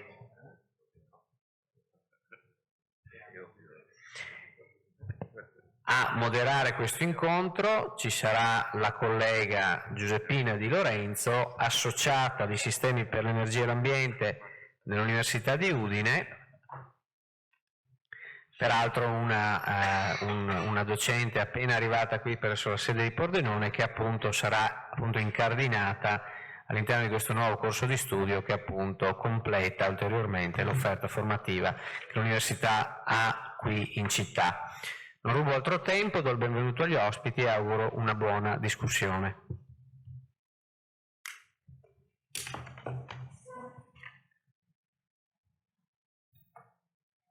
Buongiorno, eccoci alla prima tavola rotonda della mattinata che verte sul tema della transizione energetica e della finanza, un tema che, come abbiamo già ascoltato, è fondamentale soprattutto per chi vuole fare impresa quest'oggi.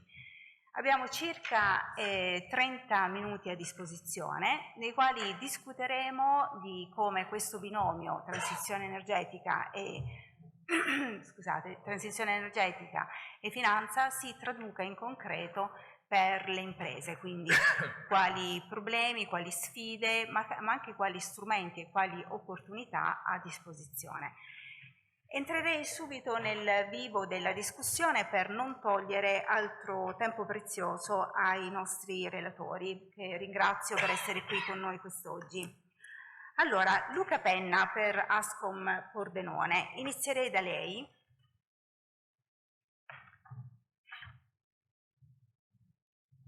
Le imprese che Ascom rappresenta, che spaziano dal turismo al commercio ai servizi, stanno affrontando la transizione energetica in un contesto molto complesso, come abbiamo ascoltato nei primi interventi.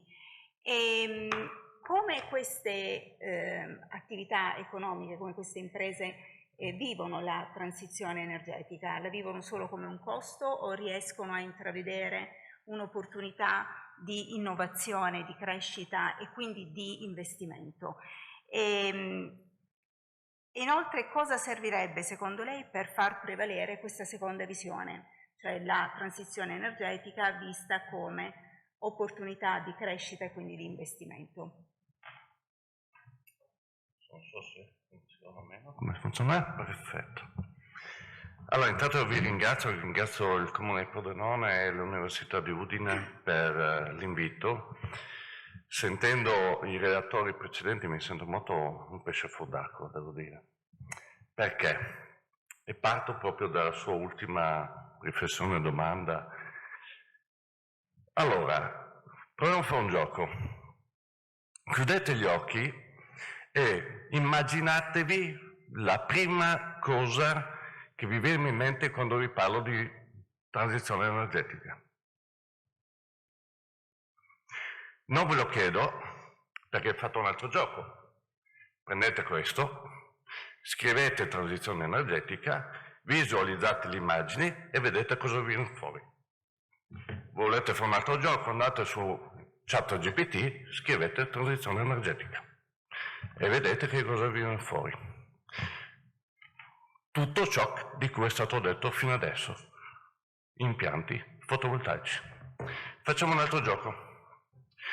Lo stesso gioco vi chiedo, chiudete gli occhi e visualizzatevi che cos'è un'impresa del commercio.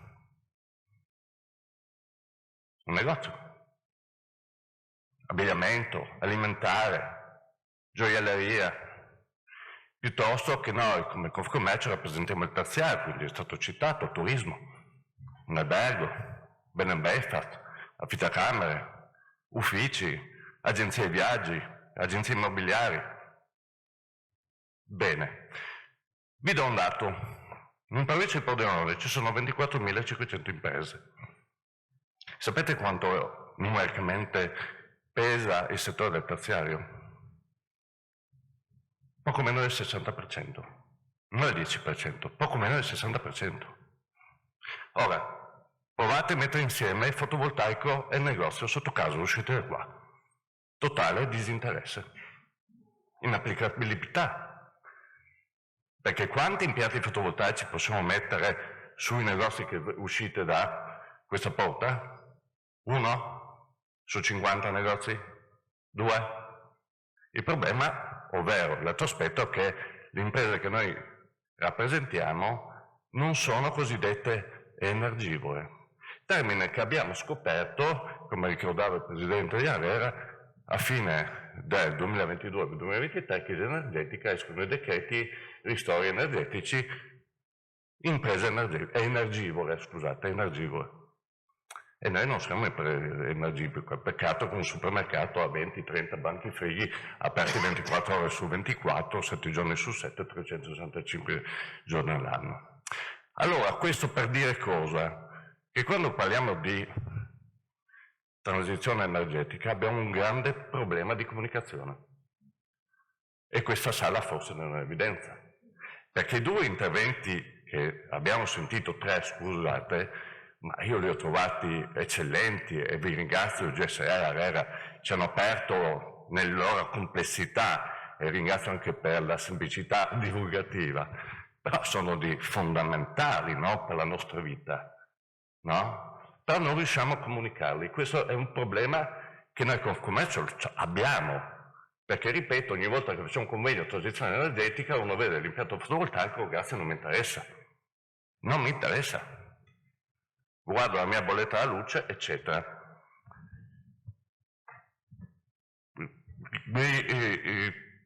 Passiamo all'altro argomento. Io nelle mie funzioni sono anche gestore responsabile, penso, di uno dei principali bandi, o il principale bando regionale a sostegno delle imprese del commercio.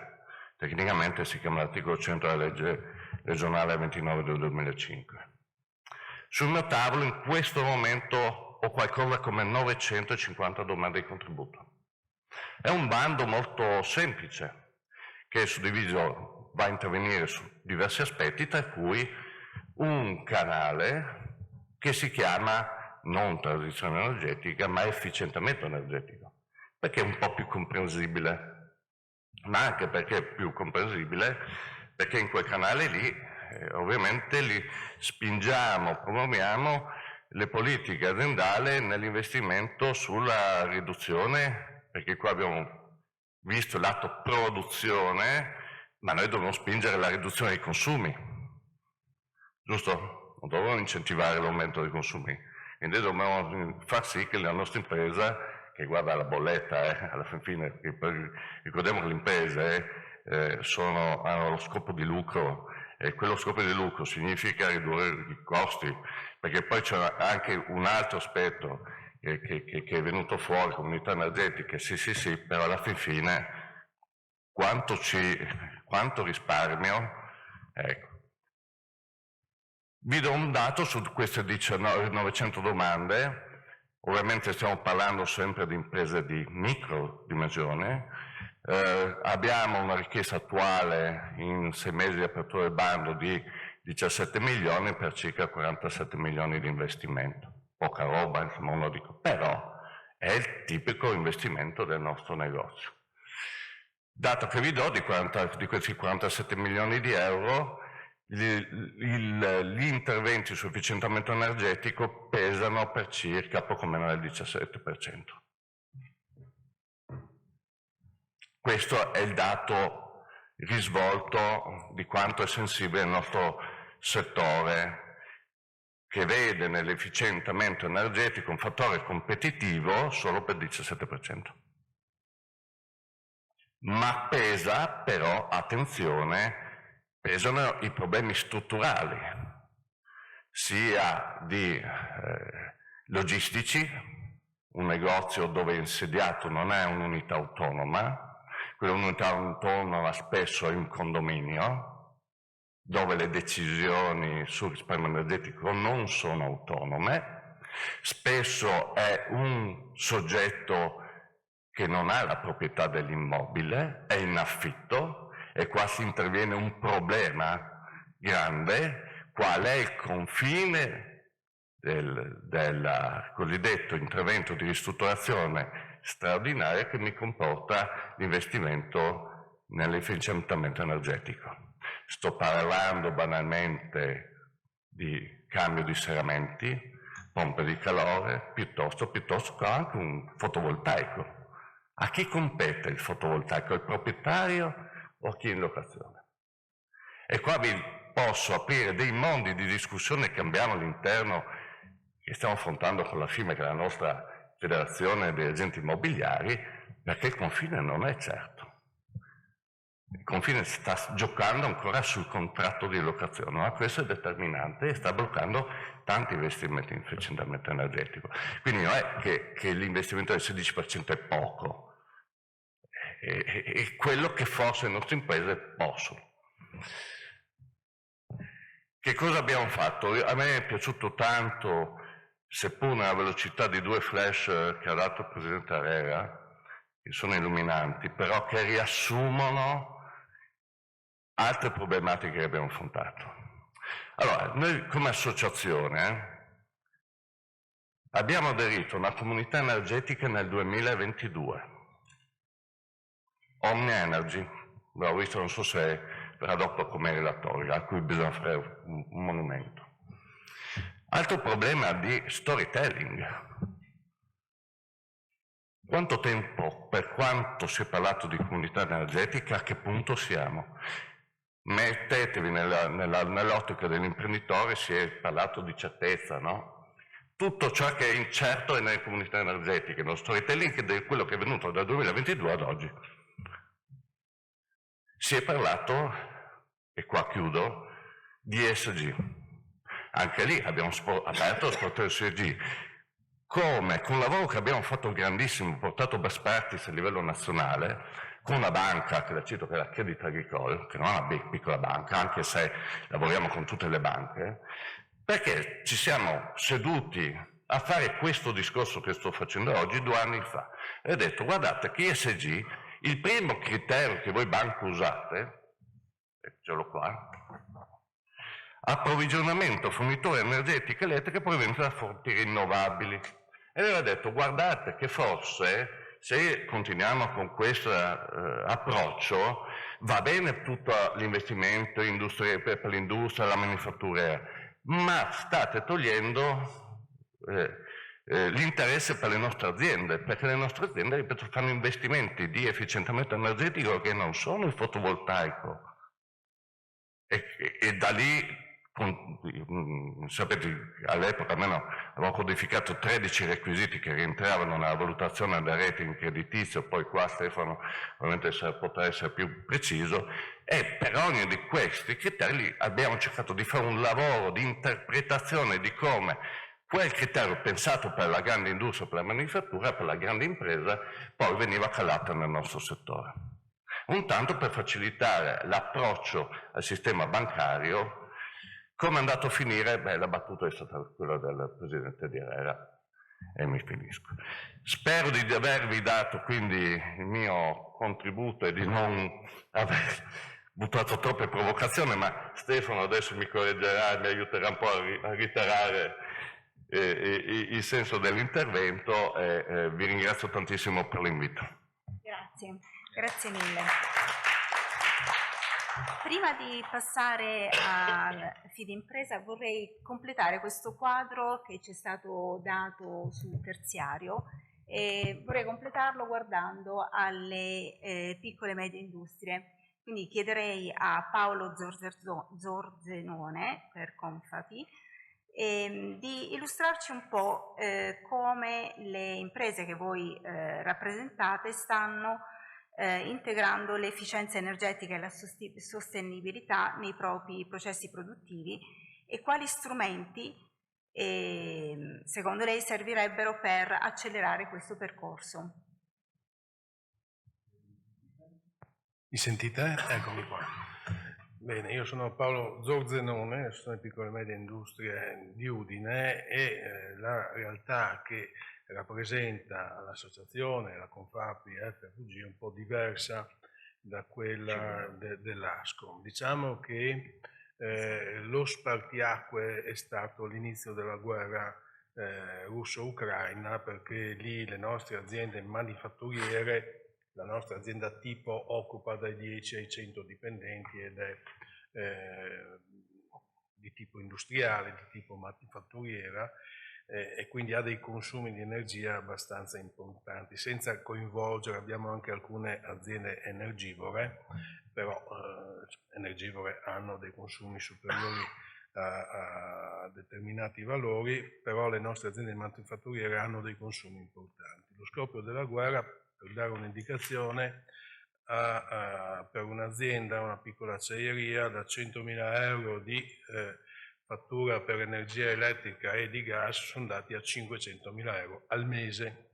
È evidente che questo è stato un problema dirompente.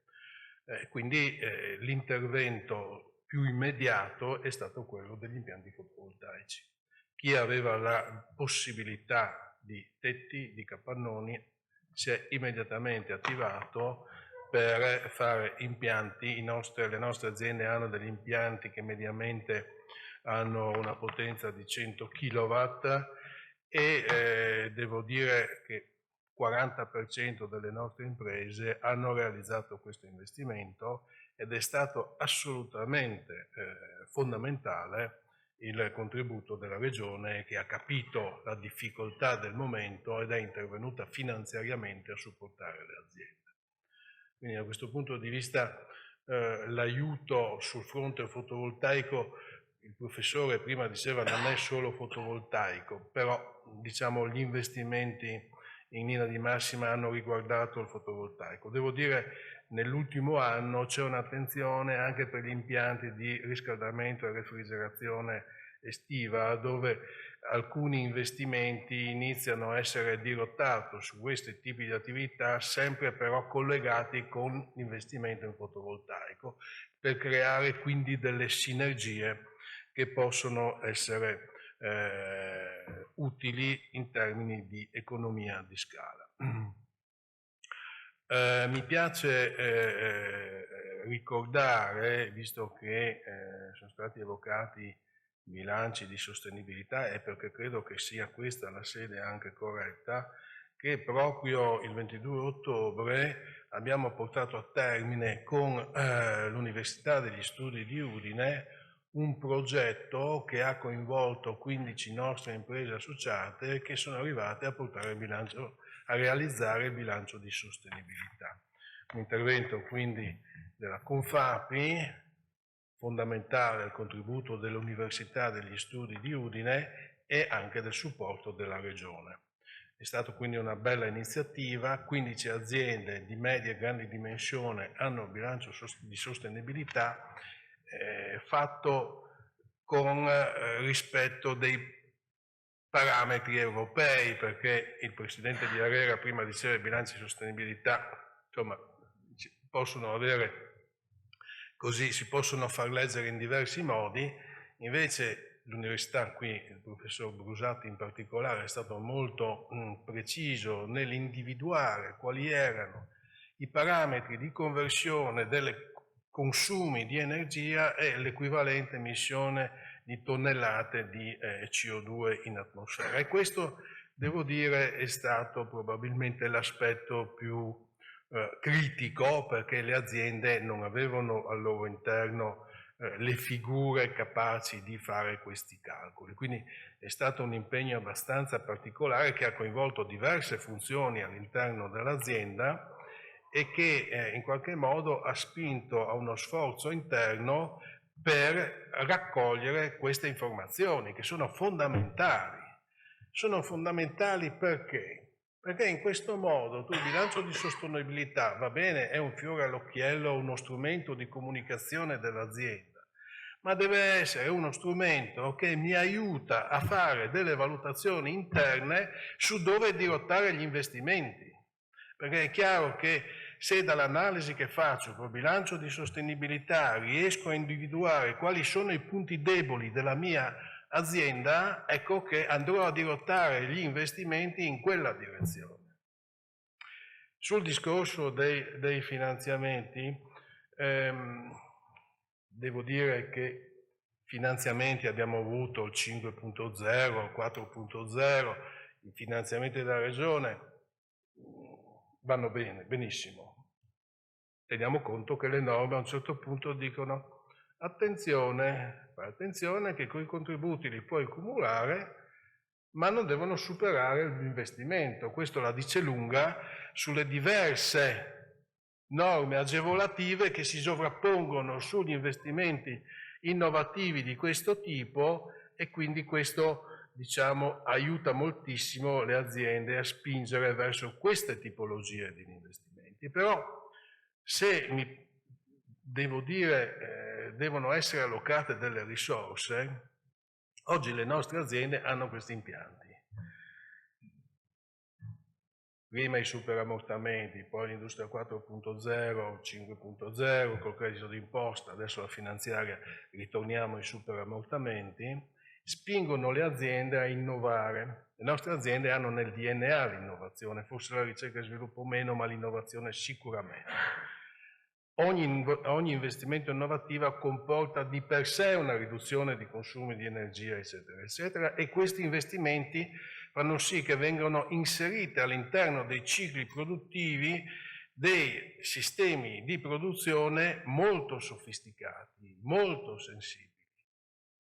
Ed è di queste settimane le segnalazioni copiose che arrivano dai nostri associati che ci sono dei cali di tensione che fanno saltare le schede di produzione, creano danni importanti e fanno i blocchi produttivi mandando a casa gli operai. C'è un problema di infrastruttura, non è un caso isolato, abbiamo fatto dei questionari, riguardano moltissimi comuni, moltissime realtà produttive, e quindi non puoi tu Stato da un lato spingermi affinché io diventi 4.0, 5.0, innovativo, performante, e dall'altro non mi dai il carburante per andare avanti. Questo è un tema importante, l'abbiamo segnalato, mi dispiace che il Presidente è andato via, l'abbiamo segnalato a Distribuzione e abbiamo coinvolto anche l'assessore Bini, perché è un tema che va a cadere poi sul sistema produttivo. Grazie. Grazie mille per il suo intervento. Stefano Bravo. Presente. Abbiamo sentito che abbiamo ascoltato che la transizione energetica richiede molti investimenti e richiede anche un accesso al credito agevolato. Quali strumenti finanziari o di garanzia Fidimpresa, che lei rappresenta, mette a disposizione per accompagnare le imprese in questo percorso della transizione energetica, e dove vede ancora margini di miglioramento nel supporto ai progetti green? Buongiorno a tutti, mi presento, sono il vice direttore di Fidimpresa. Friuli Veneto di fatto è un confidi, se vogliamo, multisettore, ma di recente costituzione, perché è figlia di una fusione per incorporazione da parte del Confidi Veneto verso l'ex Confidi Friuli. Oggi rappresentiamo brevemente 26.000 soci, siamo 60 dipendenti, 60 milioni di patrimonio, oltre 100 milioni investiti in liquidità e titoli. Vengo un po' alla tematica, ecco, in realtà come Confidi siamo soggetto vigilato, e come tale siamo soggetti a tutta una serie di adempimenti che ci vengono imposti dall'EBA alla Banca d'Italia, e pertanto abbiamo una grande attenzione anche sulla tematica più generale della ESG. Ci siamo dotati di un codice etico, ci siamo dotati di un rating di legalità, ci siamo dotati di una politica per la sostenibilità declinata in tutta una serie, insomma, ecco, di aspetti, dalla digitalizzazione alla formazione a distanza per evitare, diciamo, abbattimento di anidride carbonica nell'atmosfera, di trasferimento dei dipendenti, alla manutenzione e all'assistenza, alla ricerca di impianti per rendere indipendente la struttura da un punto di vista energetico. Vengo un po' a quello che è, diciamo, in sintesi un po' la problematica che prima il collega Luca lo ricordava, e poi Zorzenone adesso che mi ha preceduto, insomma, ne ha già fatto cenno.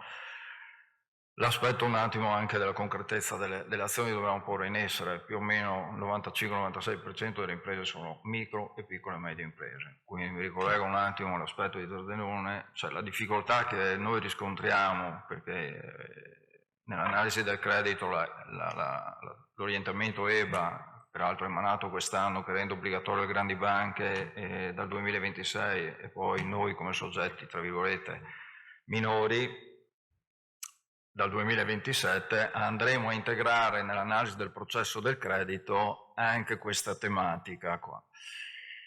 E ahimè, il problema che il collega prima affrontava è un problema che riscontriamo ogni giorno, cioè la capacità delle piccole e medie imprese di organizzarsi, di dotarsi per misurare poi questo miglioramento laddove c'è di efficientamento energetico, piuttosto che nelle piccole realtà, soprattutto a conduzione familiare, parlare di gender gap si fa un po' fatica, e quindi insomma tematiche che vanno ben oltre l'aspetto dell'efficientamento energetico.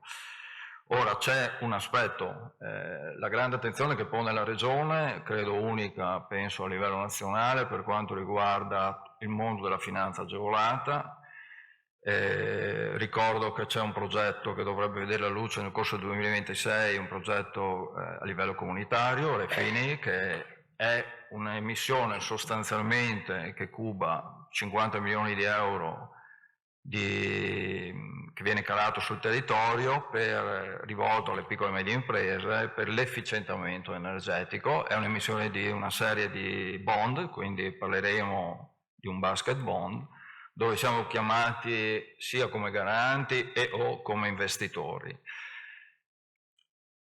Mi ricollego a quell'aspetto che veniva citato. Oggi parlare nelle realtà di 4.0 o di 5.0 che non ha avuto assolutamente un appeal atteso da parte del governo, perché stiamo ricordando pochi milioni utilizzati rispetto alla grande potenza di fuoco che era stata messa a terra, per la sua complessità come articolato credo che non avrà nessun riscontro. Ora, parlando del 4.0, quindi investimenti che le aziende fanno nel settore, diciamo, dell'automazione di processo di prodotto e di efficientamento energetico. Oggi calare un prodotto come può essere questo basket bond a 50 milioni di euro, che chiedeva un ulteriore miglioramento alle aziende di 25% di efficientamento energetico, sono cose che secondo me faranno parecchia fatica a trovare riscontro nella realtà.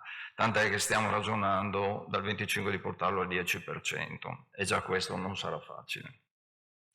Poi per quanto riguarda l'aspetto, diciamo, dell'analisi del credito, sono tematiche che insomma andrebbero affrontate in una sede un po' opportuna, perché mi rendo conto che parlare di rating ESG, ad esempio sulle piccole e medie imprese, ne ho trovata una dopo più o meno un anno e mezzo di analisi di pratiche, piccole e medie imprese che si è dotata di un rating ESG. Quindi anche questo, avere una certificazione da un punto di vista formale da un'agenzia di rating su queste dimensioni, è comunque tutto sommato con delle cifre assolutamente ragionevoli. Stiamo parlando tra 5, 6, 7 mila euro di costo del rilascio dei rating, ma poi l'imprenditore dice: ma che concretezza ho da un punto di vista bancario, da un punto di vista dell'agevolazione, da un punto di vista... Ecco, con Luca avevamo adottato un'analisi dove avevamo calato 11 indicatori, condivisi con la banca a cui ho fatto riferimento prima Luca, dove sostanzialmente l'associazione datoriale, in questo caso Ascom, certificava il rispetto di questi 11 indicatori. Noi andavamo a garantire il finanziamento che la banca concede in forma agevolata non solo nel costo della garanzia ma anche nell'iter istruttorio.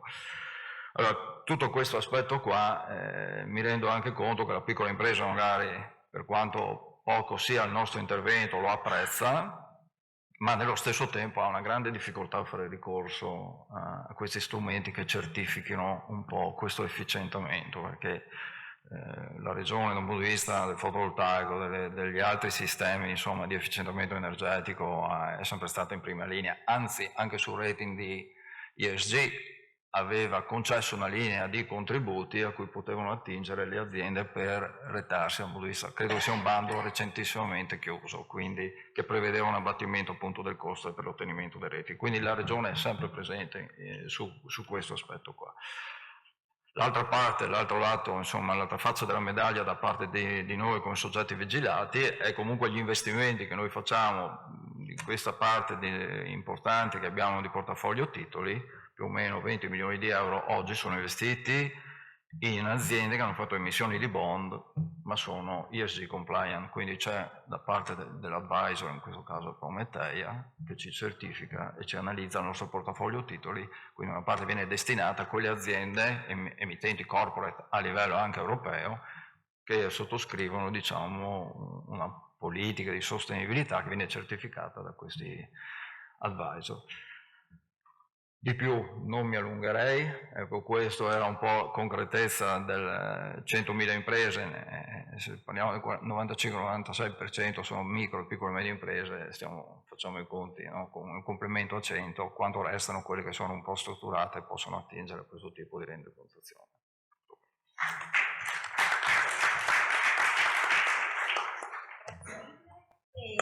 Allargherei adesso il nostro quarto a livello istituzionale e guarderei un po' quello che il GSE può offrire per le piccole realtà che sono rappresentate qui oggi e chiederei quindi a Francesco Forte di illustrarci il supporto del GSE e tutti i meccanismi di incentivazione.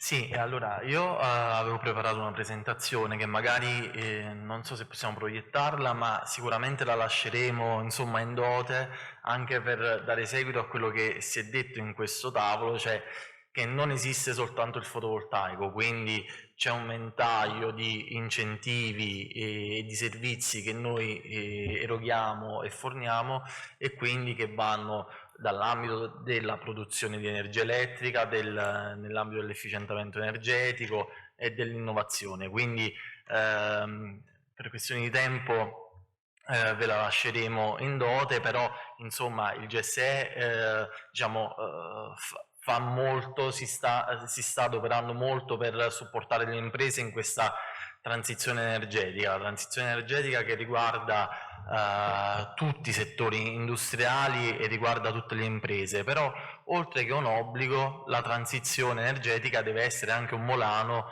per diciamo, migliorare la competitività, come è stato detto, e la sostenibilità delle imprese. Quindi da un obbligo normativo è diciamo, un obbligo morale che istituzioni, PA, imprese, cittadini devono portare avanti e anche diciamo, una spinta per quanto riguarda la produzione dei beni. Oggi per produrre beni e servizi ci sono dei criteri molto stringenti sia tecnici ed ambientali, quindi innovare vuol dire anche restare vivi sul mercato e anche poi diciamo oggi il cliente finale è un cliente finale molto più attento a queste problematiche e quindi anche chi produce beni e servizi adoperando questa leva della transizione energetica può avere un aumento della propria visibilità e della propria quindi sostenibilità.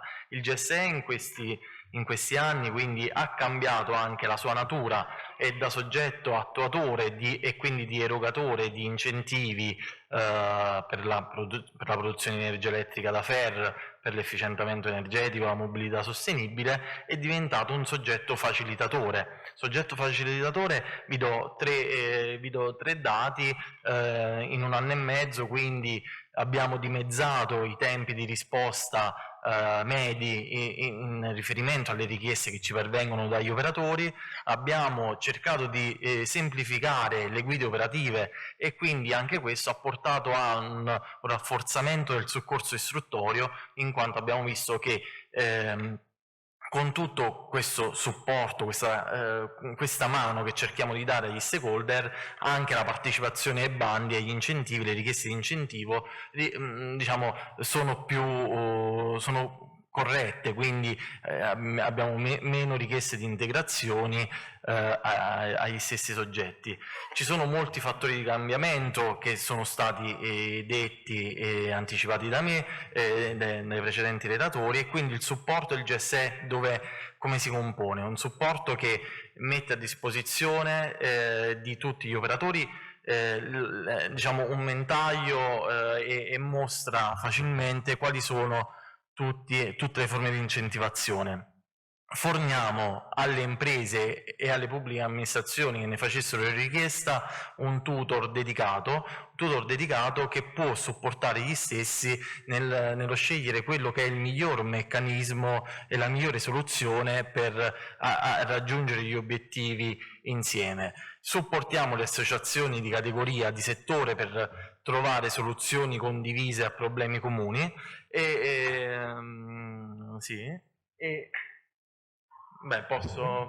vado magari sull'ultima slide dei meccanismi, così lascio questo ventaglio come sfondo. Poi da quest'anno è partito anche un progetto Informa Imprese, che cerca di dare alle imprese, ma esisteva già per le pubbliche amministrazioni, quindi una formazione su tutti i meccanismi e anche in base al livello di conoscenza dei tecnici dell'amministrazione comunale o dell'impresa dei servizi, quindi dare la possibilità di arrivare a presentare correttamente la richiesta di incentivo. In ultimo vi darei due notizie. Notizia dell'ultima ora è che è stato pubblicato un decreto direttoriale dal Mimit che attesta il raggiungimento del limite previsto per transizione 5.0. Quindi viene data la possibilità quindi a chi ha già inviato una richiesta di restare in graduatoria. Ci saranno sicuramente degli sviluppi e delle informazioni da parte nostra sul tema, però quindi questa è una notizia dell'ultima ora. E invece per quanto riguarda le comunità energetiche vi do due dati. Al 31 maggio erano attive 440 configurazioni su tutto il territorio nazionale. Ogni configurazione mediamente presenta impianti per 100 kW e al 28 ottobre sono stati richiesti, in riferimento al contributo in conto capitale PNRR, quello del 40% per la realizzazione degli impianti realizzati nei comuni inferiori ai 50.000 abitanti, sono stati richiesti 536,4 milioni di euro per una capacità installabile pari a 1,3 gigawatt, quindi di nuova potenza installata. Il bando si chiuderà il 30 novembre, quindi restano un paio di settimane per poter rinviare la richiesta al GSE di contributi in conto capitale e comunque le comunità energetiche sono un meccanismo che è partito un po' a rilento, avviato nella fine del 2021, però che dopo una fase di studio di interesse molto forte iniziale si è susseguito un periodo di studio. Adesso stiamo vedendo che le iniziative nascono, crescono e quindi anche la nostra il timer per i 7 minuti abbiamo visto che comunque quindi sta maturando nella testa degli stakeholder, quindi l'attivazione di nuove configurazioni per questo nuovo modo di produrre e consumare energia.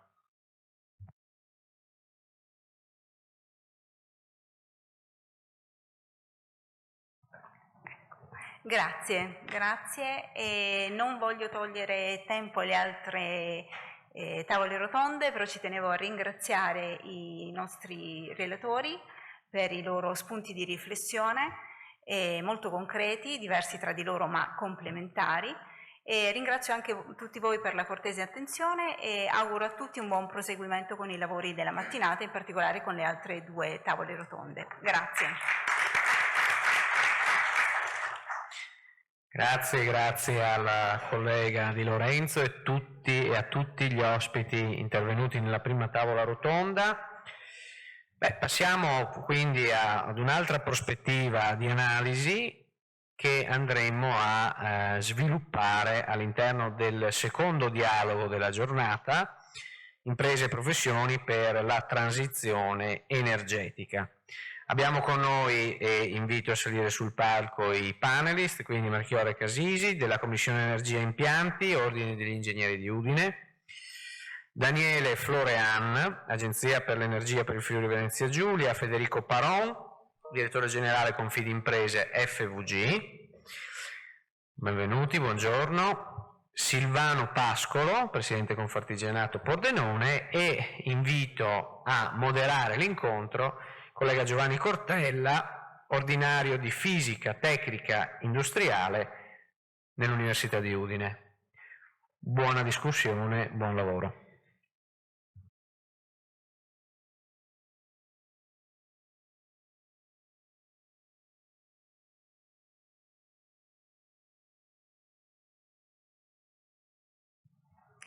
Grazie Francesco per la presentazione, grazie a voi tutti per essere qui e ai relatori che sono già stati presentati. E quindi per risparmiare tempo io direi che partiamo direttamente con il contesto. Ci occupiamo adesso dell'aspetto dei professionisti, come i professionisti vivono la transizione energetica. Lo facciamo coprendo dei temi che sono già stati visti anche per le imprese e poi verranno visti anche per l'aspetto domestico. Io partirei in ordine alfabetico, che però ci consente anche un filologico, con l'ingegner Casisi, che è qui quanto membro della Commissione Energia e Impianti dell'Ordine degli Ingegneri. Il tema, abbiamo capito, siamo qui per la finanza, il tema non è esclusivamente finanziario, il tema è anche tecnico, è prevalentemente tecnico per certi aspetti. La figura dell'ingegnere è un punto focale per mettere a terra la transizione energetica e poi l'ordine degli ingegneri, anche lui ha un ruolo evidentemente nel coordinare le attività degli ingegneri. Ci puoi dire il tuo punto di vista? Sì, assolutamente. Intanto grazie per l'invito, forte saluti del Presidente della Commissione Energia e Impianti. Come sapete l'Ordine degli Ingegneri fa tante cose, tra non solo tutela quelli che sono gli iscritti, ma è una sorta di motore dell'innovazione, se vogliamo dire, nel senso che cerca di capire quali sono le novità e poi tradurle con degli eventi importanti. Ma l'ordine ovviamente si serve di alcuni bracci, no? Sono bracci operativi. E la Commissione Impianti è uno di questi impianti di energia, è uno di questi bracci operativi. Quindi cosa facciamo? Cerchiamo di quindi stare attenti alle novità, cerchiamo di fare formazione, cerchiamo di fare dei webinar, cerchiamo di proporre degli accordi con degli enti sul territorio, l'università, i ministeri, quando questo è importante per raggiungere degli obiettivi come dire, di formazione e di chiarezza. Quindi questo è l'ordine, le commissioni. All'interno delle commissioni ci sono gli ingegneri che hanno un ruolo poi di tecnici, di operativi. E quindi la figura di questo ingegnere che nel corso degli anni è cambiata molto, perché oggi è veramente complesso parlare di energia, perché ha tanti risvolti. Qui un relatore che mi ha preceduto, il GSE, parlava di un decreto direttoriale, no?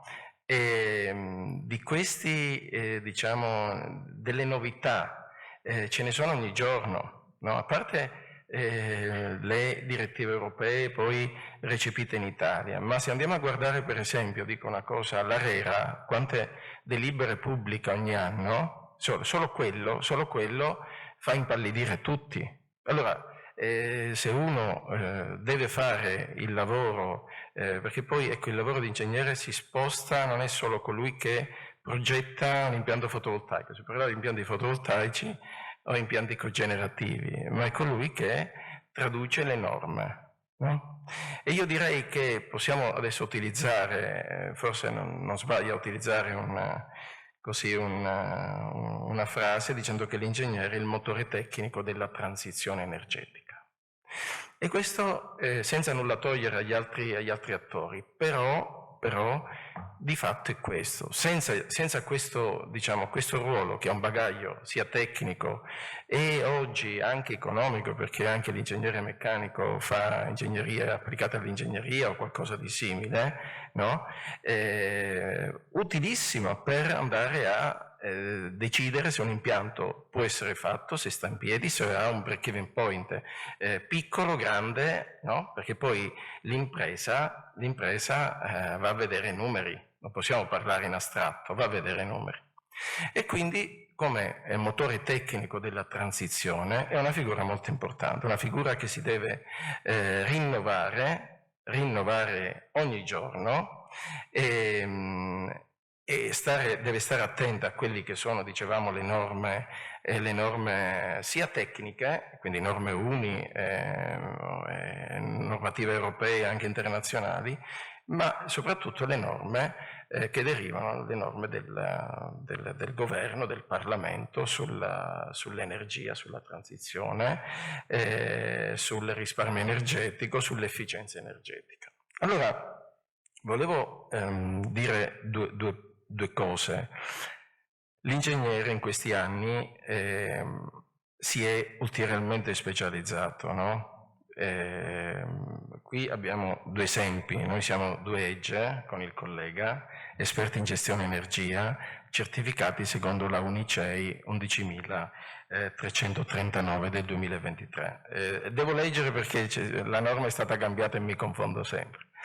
E nell'ambito dell'energia e quindi di tutti i progetti energetici, ecco, l'EGGE, che comunque sta all'interno, se volete, di quelli che sono gli ordini professionali, anche se poi è un'associazione a parte, ecco, l'EGGE ha tradotto e ha dato un servizio importantissimo alle aziende.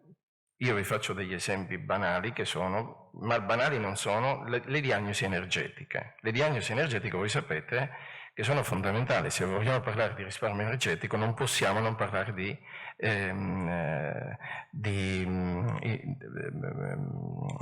indagini sull'azienda, no? Quindi la diagnosi. Per fare la diagnosi, dico solo questo, bisogna effettuare un monitoraggio.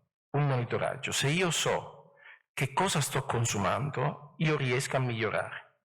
È vero che l'efficienza è una parte della transizione, qui abbiamo parlato, c'era chi mi ha preceduto parlava, si dice che quando si parla di transizione si parla di fotovoltaico.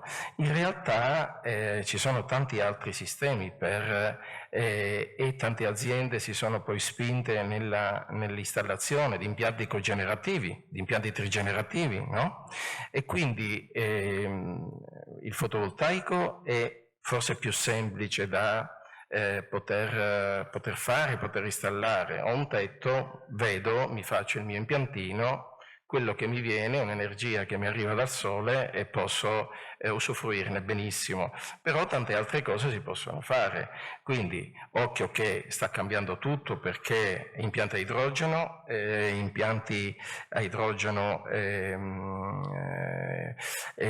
impianti dicevamo di cogenerazione, e riferendoci, poi dirà il mio collega Daniele, il nuovo decreto che recepisce la direttiva, che deve ancora uscire, sulla cogenerazione ad alto rendimento, mi pare che la sta diciamo, valorizzando e quindi per tutta quell'energia, diciamo, prodotta, vediamo se poi verrà confermato, noi abbiamo delle bozze, verrà confermato, sì, avranno, come dire, dei risparmi energetici che si potranno certificare. E quindi sarà un mercato, no, di questi certificati energetici. Voi sapete che la cogenerazione ad oggi non poteva entrare nei certificati verdi, questo non era possibile, no? E quindi per chiudere volevo dire questo, che per quanto riguarda i vari finanziamenti, si parlava di transizione 5.0, no? Che purtroppo adesso è arrivato il blocco, sono molto importanti per dare il via a certi processi. Quando siamo partiti col fotovoltaico, senza i conti energia, quindi quell'investimento massiccio che c'è stato, probabilmente oggi, quindi senza quell'incentivo il break-even point era molto, molto grande.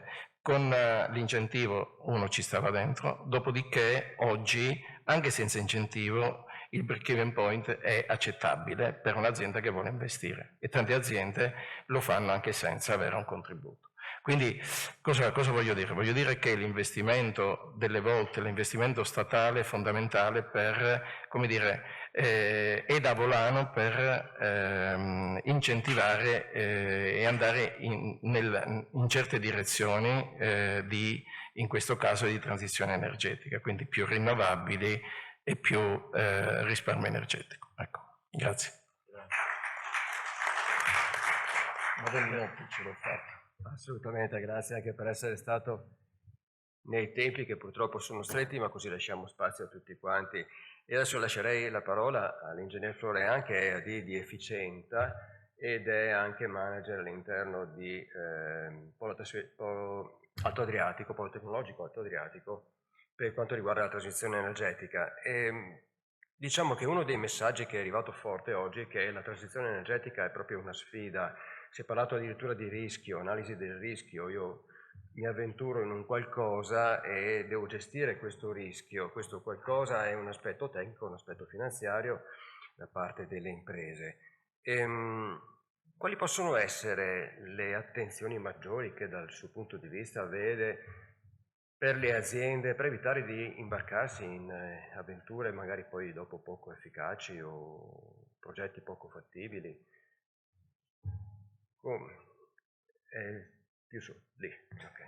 Buongiorno a tutti, Daniele Florean. Sì, Polo Tecnologico Alto Adriatico, non APE come nel volantino, e Efficienta, che è una piccola società insediata al Polo che fa servizi energetici come energy management in primis e poi negli anni anche temi di sostenibilità. Il Polo invece ha una BU per la transizione energetica, di cui sono il manager, e poi anche una BU per la sostenibilità, una per l'innovazione, startup e così via. E mi trovo perfettamente in linea con Melchiorre e riprendo al volo la domanda, ma segnalando che oggi per me è una giornata molto critica per quanto dice il collega del GSE. Questa mattina alle 5:20 il telefono ha cominciato a blippare di colleghi che dicevano ma ci bloccano la transizione, com'è possibile ieri per oggi, le pratiche che stiamo facendo, c'erano 3 miliardi e 7 ieri nel conto disponibili e oggi non ci sono più. Allora è difficile gestire tutto questo e questo è un grande rischio, è un rischio per il Polo che sta seguendo molti clienti con cui stava svolgendo attività che dovevano portare l'incentivo a casa del cliente e probabilmente non lo porterà, oppure sì. Vediamo se si trova una quadra politica, però è difficile. Abbiamo dei clienti che hanno fatto degli ordini per dei macchinari che dovranno entrare in questo meccanismo pensando di averne il 45% di beneficio e forse non lo avranno, ordini milionari, ordini o di centinaia di migliaia di euro, quindi è una giornata molto difficile, ma va anche bene essere qui, nel senso che è un esempio pratico di come guidare una transizione che non è scritta e che non è garantita è difficile, è impegnativo e si va incontro ad alti e bassi. Quindi con GSE noi lavoriamo moltissimo perché GSE è diventato centrale in tante cose. Seguiamo le CER, seguiamo i bandi fotovoltaici, 5.0, certificati bianchi da 15 anni e quindi si lavora e si lavora sempre più velocemente. Le piattaforme viaggiano, le documentazioni ballano e le pratiche si fanno. Veramente devo dire che l'esperienza del supporto delle aziende che abbiamo negli ultimi anni, anche con istituzioni complesse che 10 anni fa non ti permettevano serenamente di arrivare a destinazione, oggi è molto più fattibile. Però la complessità sia delle regole e l'incertezza poi delle determinazioni è tremenda. Sono certo che avremo mesi di fronte a noi di difficoltà. Vai a spiegare e l'impianto per cui avevi appena capito che c'era risparmio energetico del 30%, ma non può l'hai capito giovedì perché l'hai misurato mercoledì, ma oggi non può più caricare la domanda, vai a spiegarlo al cliente. E al cliente deve spiegare alla banca che gli servono non 400.000 euro ma 700.000 euro per quell'investimento, quindi è grave. E vabbè, quindi sono andato un po' a braccio perché ho fatto 3 call di emergency room, come le chiamiamo noi, stamattina sul tema, quindi sono un po' focalizzato e scusatemi per questo. Per il resto il piatto è ricco, l'ingegnere, come dice Melchiorre, deve accompagnare sia la parte tecnica progettuale ma anche la parte decisionale e quindi diventa un po' anche un partner di fiducia, un ingegnere consulente ma direzionale di chi poi deve prendere le decisioni, perché è complesso. A suo tempo l'investimento lo si decideva semplicemente sul foglio di carta a pranzo con l'imprenditorio. Ero dipendente fino a 5 anni fa, 20 anni fa si facevano ragionamenti semplici. Oggi se non fai un business plan, non ragioni sulle variabilità della situazione, non imposti un bang e un tir, non puoi aiutare il committente. Quindi grande attività in fase pre-progettuale dell'ingegnere, come piace farlo a noi che non facciamo progettazione, vuoi per gli accumuli energetici che sono un bellissimo tema, ma devi capire se quanto vale la pena, quanto piccolo farlo, quanto grande farlo, vuoi sulle CER, perché una CER è una cosa molto interessante, ma ha risvolti di complessità. C'è ancora molta gente che deve capire che l'incentivo è sull'energia condivisa, che si condivide ora per ora, o forse quarto d'ora per quarto d'ora andando avanti. E sia per dei progetti sui certificati bianchi che sono sempre un bel cavallo di battaglia. Cosa vediamo avvenire? Vediamo anche quanti minuti siamo. No, non ho fatto partire. Quanti minuti ho? A venire vediamo un tema presente sul tavolo che cito solo perché completa il lavoro dell'ingegnere sulla sostenibilità è tutto il tema di carbon footprint, quindi sostenibilità ambientale, e CBAM, che adesso in queste settimane prevede un supporto importante perché sono fronte a noi la scadenza per la dichiarazione di importatore. CBAM vuol dire Carbon Border Adjustment Mechanism, la tassa sullo CO2. Chi compra materiali di certe categorie come alluminio, acciaio, certa chimica, mano a mano anche vetro e così via, chi li compra fuori EU dovrà pagare la CO2 in più che importa rispetto a quella consentita, che fra un po' sarà zero quella consentita. Questo è un tema tecnico e finanziario, perché poi alla fine dell'anno, all'inizio del 27, sul 26 le aziende pagheranno una certa quantità di montante che ancora non si sa bene quant'è, ma si prova a stimare, e anche qui l'ingegnere cerca di accompagnare nello stimare l'impatto finanziario di questa tassa, dall'altro lato anche di aiutarlo a preparare le carte per accedere, per diventare importatore, e dal terzo di abbinare questo a una visione di sostenibilità, perché è molto vicino questo meccanismo a quello che è la carbon footprint e quindi a quanto è quella che è la gestione di cui si parlava anche prima, dell'impatto che l'azienda può avere in termini di emissioni, quindi in termini di sostenibilità e attività climalteranti. Mi fermerei. Grazie davvero. Sì, le sfide sono già complesse per conto loro, poi delle volte accadono degli avvenimenti. Oggi è appunto, lo vediamo, abbiamo qui un problema abbastanza serio che si è fatto avanti e che rende la sfida ancora più complessa. Io adesso mi rivolgerei al dottor Paronde, il direttore generale di Confidi Imprese, perché credo che i Confidi siano veramente uno strumento molto importante, non solo un facilitatore di credito, ma probabilmente anche un attuatore di uno strumento di politica regionale, economica, anche nell'aiutare le imprese, non solo da un punto di vista tecnico, ma probabilmente anche da un punto di vista finanziario, a indirizzare al meglio i loro sforzi. Quindi, dal suo punto di vista, come interpreta questa situazione? Beh, grazie, buongiorno a tutti. Sì, in effetti l'introduzione è perfetta, nel senso che noi ci definiamo proprio uno strumento di politica economica regionale e insomma in questo contesto quindi ci troviamo molto insomma nei temi di cui stiamo parlando oggi. Ci troviamo molto anche perché anche nelle relazioni introduttive di di questa mattina, quindi il punto di vista dell'ARERA, quindi in realtà mi permette di definirlo alto, ma nel senso alto in termini positivi, ci fa capire quali sono le logiche anche voglio dire industriali a livello di paese, a livello di governo, ma al tempo stesso il punto di vista, prima l'abbiamo visto con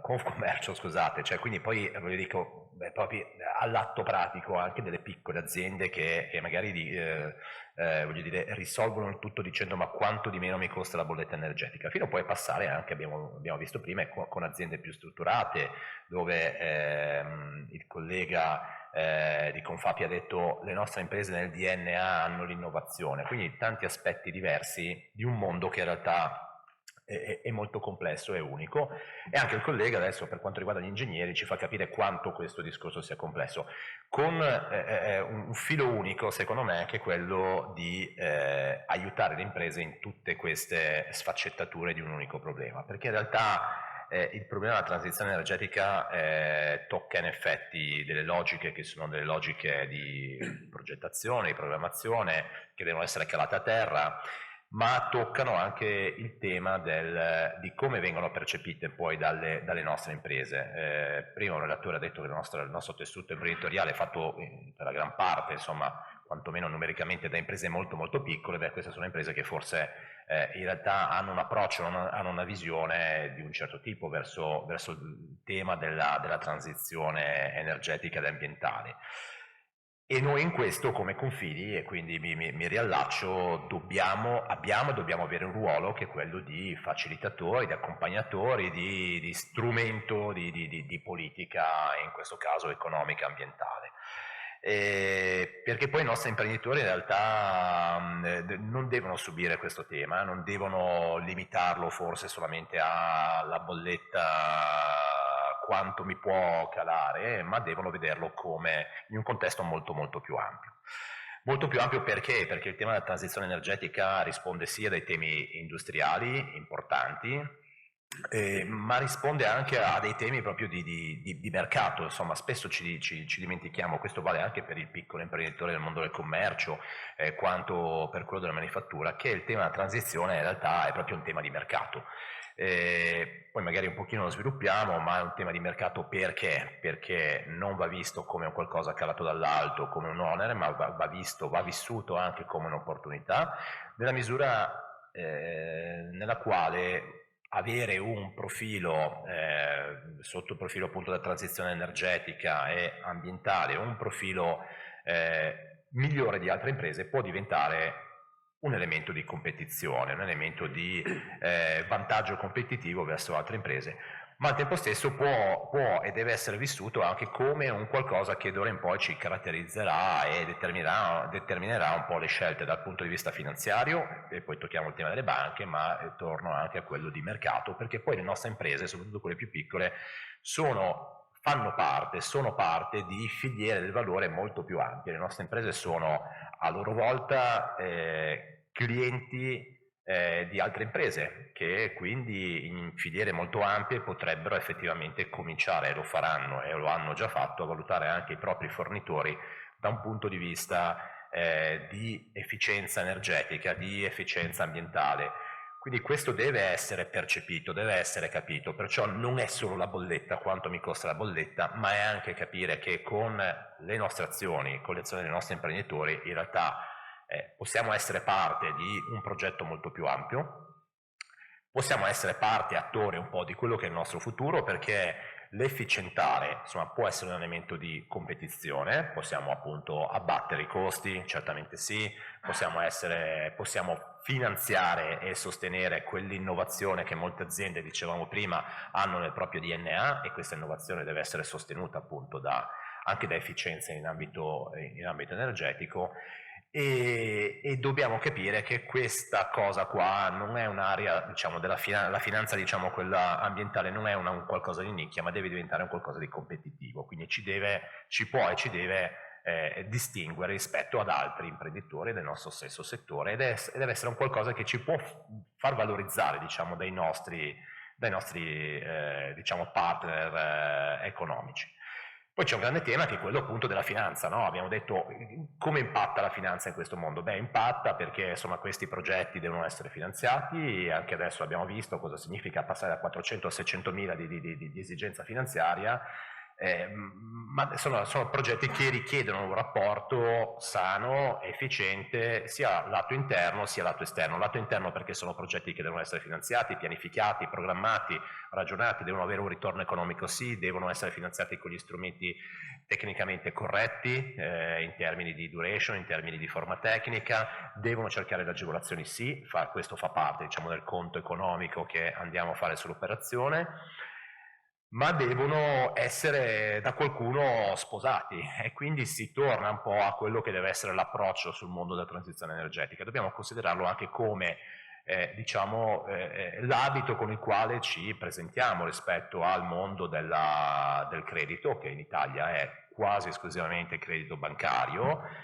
Non solo, si stanno affacciando anche a livello regionale altri strumenti, fondi di venture, altre cose, però voglio dire è un po' il vestito con il quale ci presentiamo anche in banca, con i quali ci presentiamo quando dobbiamo finanziare l'investimento insomma in ambito energetico, ma con i quali ci presentiamo in banca anche nelle esigenze di ogni giorno.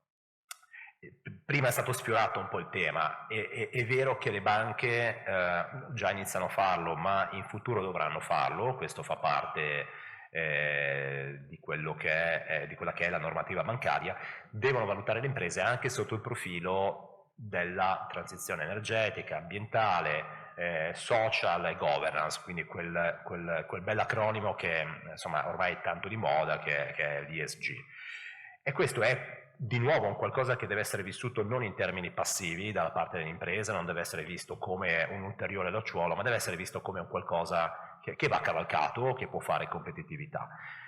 Significa evolvere, significa migliorare, significa essere più efficienti, significa presentarsi alle banche in maniera più trasparente e più efficiente. E vengo noi allora in tutto questo discorso, il Confidi, noi siamo Confidi Imprese, Friuli Venezia Giulia, quindi diciamo nel nostro nome c'è anche insomma indicata ben forte la nostra origine, noi siamo tra i confidi del Friuli Venezia Giulia, come proprietà del Friuli Venezia Giulia siamo quello di dimensioni maggiori, più grande, ed è per questo anche che ci consideriamo uno strumento di politica economica della nostra regione. Lo siamo, la nostra regione ci supporta nella nostra attività, ci supporta con dei fondi, ma tenete conto che noi in 45 anni di attività abbiamo ricevuto circa una quarantina di milioni di euro da parte della regione, una trentina sono ancora patrimonio, quindi vuol dire che ne abbiamo spesi pochini, ma con quei soldi noi abbiamo fatto avere alle nostre imprese più di 5 miliardi di euro di credito, di finanziamenti bancari. Quindi la leva, come vedete, è una leva importante, insomma viaggia sul 120%, è un credito che abbiamo fatto avere alle nostre imprese per poter vivere, svilupparsi, crescere, superare i momenti di difficoltà, investire. E questo è il nostro ruolo nasce tanti anni fa, 45 anni fa, come garanti, quindi garantire le nostre imprese per ottenere più facilmente il credito bancario, per sviluppare la propria attività. Oggi questo ruolo è un po' una continuazione di questa, l'evoluzione di questa attività. È sostenere le imprese sì sotto profilo finanziario dando la classica garanzia, ma è diventato e sta diventando sempre di più anche un ruolo di accompagnamento delle nostre imprese in ambito di cultura finanziaria. Cultura finanziaria è un tema sicuramente vasto, ma che tocca in maniera pesante anche appunto i temi di transizione energetica, quindi accompagnare le imprese in banca su questi temi, ma soprattutto fare cultura finanziaria alle nostre imprese, in modo che l'imprenditore, piccolo, medio, grande che sia, non viva il tema della transizione energetica solamente mi conviene o non mi conviene farlo, quanto sconto sulla bolletta, ma che lo percepisca come un atto ormai necessario, perché le banche lo valuteranno sotto anche il profilo di efficienza energetica e di efficienza ambientale, perché le altre imprese lo faranno così, perché trovare efficienza in questo fronte può diventare veramente un elemento di vantaggio competitivo. Come facciamo tutto questo? Lo facciamo appunto cercando di essere un po' un hub non solo finanziario ma anche di cultura finanziaria, cultura ambientale, lo facciamo in collaborazione con le associazioni di categoria. Noi operiamo in tutti i settori economici, ma abbiamo un cuore che insomma nasce artigiano ed è tutt'oggi artigiano, Quindi insomma per noi le associazioni di categoria sono in primis Confartigianato, evidentemente, anche se ripeto abbracciamo tutte le tipologie di imprenditori, anche i commercianti, anche le piccole industrie, gli agricoltori, voglio dire, e i liberi professionisti. Quindi il nostro ruolo è fare questo, promuovere strumenti agevolati, promuovere la conoscenza di queste tematiche, fare rete con gli altri attori dell'ecosistema della finanza e del credito, che sono i commercialisti, in questo caso l'ordine degli ingegneri, l'università, la regione, l'abbiamo detto, e evidentemente poi le banche. E questo è un passo importante, proprio perché le nostre imprese sono ancora piccole, sono ancora numerose, sono sì innovative, hanno inventiva, certo, però oggi insomma il mercato del credito è più articolato, abbraccia anche il tema della transizione ambientale. Quindi noi dobbiamo dare garanzia, sostenere le imprese, fare cultura, finanziarle anche direttamente, perché noi facciamo anche questo, e quindi sostenere questo movimento, diciamo. Grazie. Grazie davvero, dottor.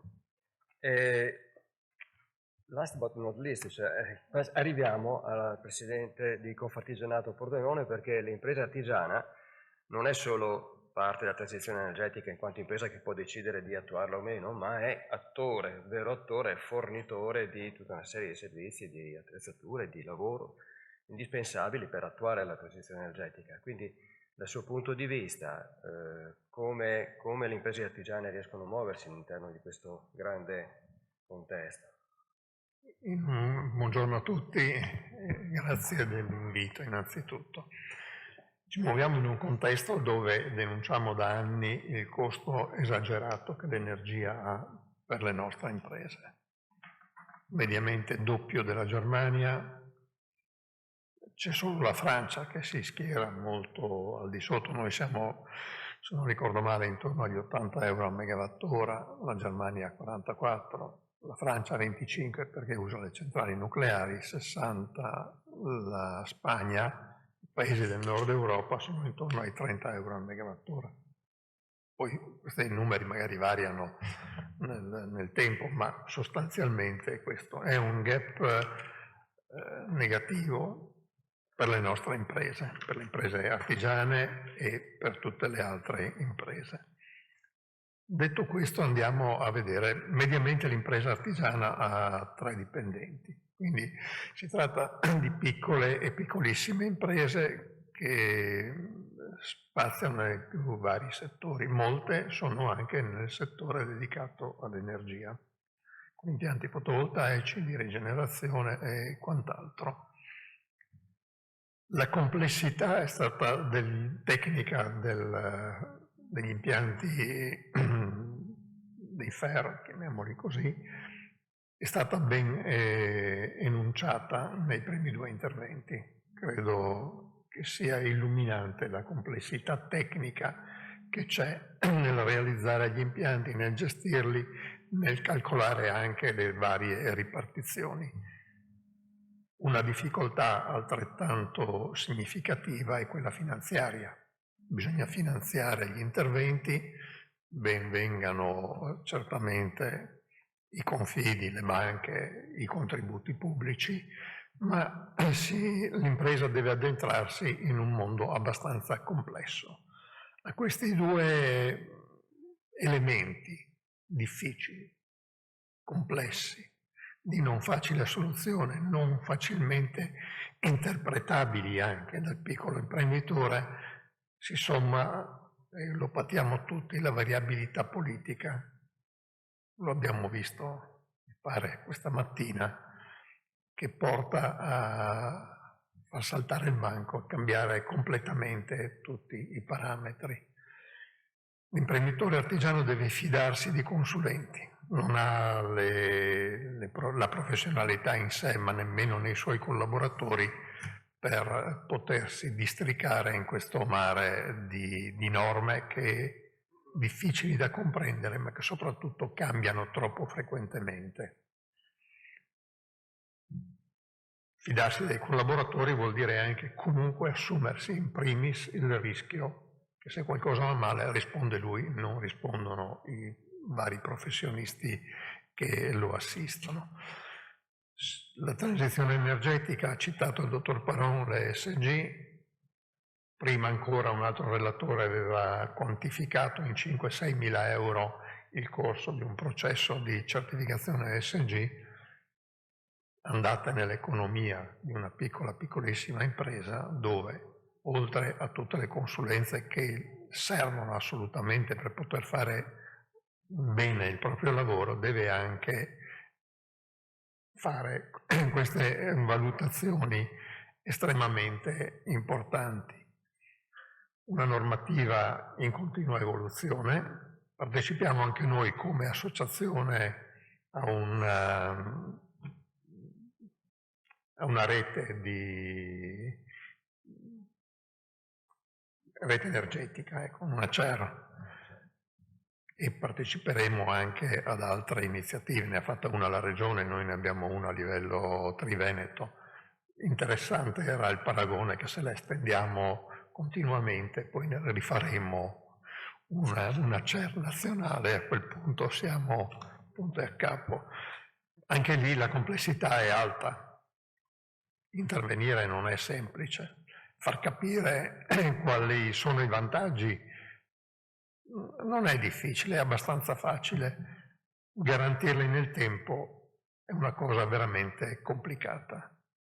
Se è difficile per un ingegnere professionista districarsi in normative, in processi di industria 5.0, eccetera, immaginatevi per un imprenditore artigiano che si alza al mattino, deve pensare intanto a fare un po' di carte, perché non mancano mai neanche nelle imprese artigiane, poi deve organizzare il lavoro, deve farlo, accompagnare i propri imprenditori. Bisogna che il nostro legislatore, prima ancora che i tecnici, imparino a pensare non solo per la Fincantieri o per la Fiat o per la Zanussi o per l'Electrolux, ma anche a traslare queste norme in una maniera intelligibile, in una maniera praticabile anche dalle piccole imprese che rappresentano il 20% del PIL nazionale. Quindi non è una cosa assolutamente trascurabile, è una cosa della quale tener conto. Grazie e complimenti per questa iniziativa. Sono io che devo ringraziare i relatori perché pur nelle ristrettezze del tempo che tiranno sono riusciti a condensare degli insegnamenti e delle indicazioni molto preziose, dei segnali molto preziosi che richiederebbero molto più tempo, ma ce lo prenderemo prima o poi, riusciremo ad approfondire questi temi. Intanto grazie a tutti e lascio la parola alla prosecuzione dell'attività con l'altra tavola rotonda o come sarà deciso di fare. Grazie Giovanni. Allora, nel frattempo dalla regia ci comunicano che dovrebbe essere collegata a brevissimo, quindi entro le 12, mancano 5 minuti alle 12, l'assessore Zilli per un saluto appunto di, se vogliamo, anche di sintesi. E mentre che attendiamo il collegamento, inviterei comunque a salire sul palco gli animatori della terza e ultima tavola rotonda della giornata, la transizione energetica per le famiglie. Abbiamo Matteo Mazzolini, direttore agenzia dell'energia per il Friuli Venezia Giulia, dottoressa Fede Micheli, ordine di commercialisti di Pordenone, Graziano Tilatti, membro del CNEL, presidente Confartigianato FUG e imprenditore nel settore edile, Barbara Muschiasis, avvocato e presidente di Consumatori Attivi, e per il comune di Pordenone dovrà essere presente il dottor Ivo Rinaldi, che viene invece sostituito, credo, da un funzionario sempre del settore di gestione del territorio. Eccolo qui, benvenuto. Allora, adesso modera questa tavola rotonda il collega professor Stefano Savino, associato di fisica tecnica e industriale presso l'Università di Udine. Io direi che se i colleghi sono d'accordo potremmo avviare intanto la tavola rotonda in attesa del collegamento, che interromperà un momento solo l'assessore che si collega, si sta per collegare perché appunto sono le 11.55, è previsto per il collegamento per le 12. Quindi lascio avviare al collega Savino la discussione che poi interromperemo un momento. Grazie. Grazie della parola, benvenuti a quest'ultima tavola rotonda che si concentra adesso sul ruolo delle famiglie. Le famiglie fino a pochi anni fa erano dei consumatori, dei semplici consumatori di energia, ma in questo nuovo contesto legato alle rinnovabili possono diventare un nodo attivo del sistema energetico. Sono dei prosumers, quindi producono, consumano ed eventualmente condividono energia generando valore per sé ma anche per la collettività. È necessario però garantire anche alle famiglie un ecosistema tecnico, economico, finanziario, sociale che permetta un'attuazione concreta e accessibile della transizione. Questo è un po' il tema che vogliamo affrontare. Cedo subito la parola al direttore dell'Agenzia dell'Energia per il Friuli Venezia Giulia, il dottor Mazzolini, e chiedo quali sono gli strumenti che la sua agenzia mette a disposizione dei cittadini per affrontare un tema così complesso e variegato come quello della transizione energetica. Mi permetto di interrompere un secondo il dottor Mazzolini, a cui chiedo scusa perché avremmo collegamento l'assessore Zilli, mi dicono dalla regia. Buongiorno assessore. Buongiorno a tutti voi, mi sentite Benvenuta. bene? Sì, la sentiamo forte e chiaro. Grazie, chiedo scusa per l'intromissione, mi scuserà il dottor Mazzolini e tutti i partecipanti al successivo tavolo e anzi vi ringrazio davvero per avermi concesso prima di tutto di videocollegarmi. Oggi è una grave mancanza nei confronti dell'università e degli organizzatori e di tutti i relatori. Ma sapete che sono impegnata con la finanziaria, per cui tra poco seduta di giunta non c'era alcun altro modo per poter mantenere fede all'impegno e anche alla grande volontà di ascoltare, di far parte degli importanti seminari che avete come sempre organizzato, e per questo grazie in particolare, mi perdonino gli altri, al professor Miani per essere sempre pronto ad organizzare in seno all'università questi momenti di confronto. Io vi ringrazio per aver chiesto a me di parlare di un tema così importante come la finanza e la transizione energetica, e brevemente, compatibilmente con il lavoro che voi state svolgendo questa mattina, mi permetto soltanto di offrirvi alcuni elementi di riflessione anche per le valutazioni future che potremmo andare a fare. Quindi mi permetto di portarvi all'attenzione uno spaccato di quello che è, secondo l'amministrazione regionale, appunto l'interpretazione del tema transizione energetica. Per noi è chiaramente un elemento importante per lo sviluppo del nostro territorio, che abbiamo il dovere di accompagnare con serietà affinché si possano utilizzare sempre di più sistemi innovativi di produzione dell'energia e al tempo stesso sgravare imprese e famiglie di costi energetici in bolletta. Per noi la sostenibilità ovviamente è fondamentale e essenziale, ma va garantita sia dal punto di vista ambientale che economico e sociale, e quindi per questo l'innovazione e al tempo stesso l'alleggerimento, se possibile, delle bollette in capo ad imprese e famiglie. Noi abbiamo ragionato in questi anni con alcune misure che sono risultate simbolo, un po' modello se vogliamo, perché ricorderete che per volontà del Presidente Fedriga nel 2023 abbiamo inserito la misura sul fotovoltaico per i privati.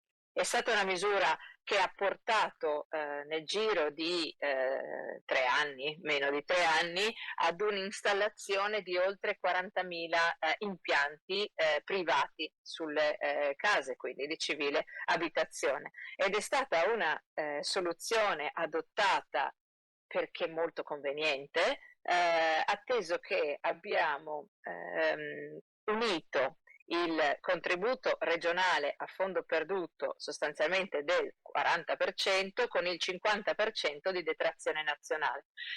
Questo ha reso la misura assolutamente attrattiva anche in un momento di grande difficoltà per il sistema, perché tutto era ingolfato, scusate il termine, dal fatto che appunto c'è stata una corsa alle installazioni, c'erano prezzi anche un po' superiori al dovuto rispetto alle aspettative, quindi con dei correttivi a livello anche regionale per cercare di tenere in piedi un sistema che voleva essere valoriale, di responsabilità energetica e non certo di speculazione. Però ce l'abbiamo fatta perché credo che sia evidente a tutti, semplicemente frequentando i nostri paesi, le nostre realtà, come vi sia stata un'installazione importante, appunto sull'ordine dei 40.000 impianti sul territorio regionale. E questo ha incentivato ovviamente l'utilizzo delle fonti rinnovabili, ha alleggerito per le famiglie i costi energetici e ha costato alla comunità regionale 292 milioni di euro. Sono risorse straordinarie che garantiamo anche per il 2026, poi facciamo una valutazione durante il prossimo anno in considerazione del fatto che verrebbe meno la detrazione nazionale, per cui cercheremo di capire qual è l'entità del fabbisogno e quali sono le possibilità di attrattività fiscale della misura oltre all'aiuto che Regione ha garantito. Poi, come sapete, abbiamo garantito anche importanti risorse in generale per quanto riguarda le tematiche energetiche e ambientali.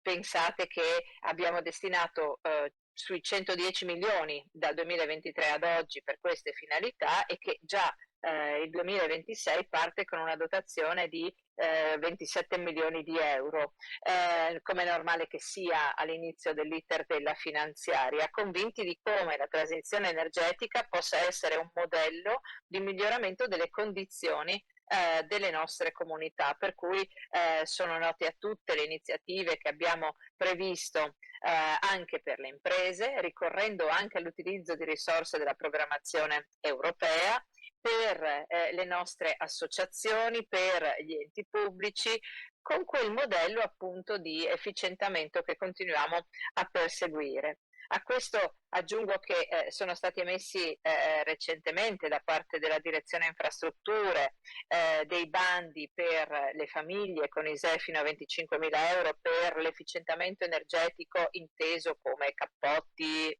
serramenti ed altro, e sono già arrivate oltre 2.000 domande che stanno processando all'interno della direzione nell'arco temporale di 3 mesi, ecco, sono arrivate queste domande, quindi l'interesse è molto alto. Noi, oltre alla valutazione che vi ho offerto seppur in modo sommario legato al fotovoltaico e all'efficientamento energetico degli edifici privati, puntiamo appunto all'efficientamento anche delle imprese, le imprese che hanno contributi, siano esse piccole e medie imprese, attraverso contributi appunto a fondo perduto per l'efficienza energetica e l'uso degli incentivi di energia rinnovabile. Per questo, come anticipavo, ricorrendo al programma POR-FESR, abbiamo destinato 44 milioni di intervento di finanziamento su una ampiezza di 780 progetti, oltre che all'agricoltura, dove abbiamo destinato oltre 30 milioni di euro dal 23 al 25 per questa finalità.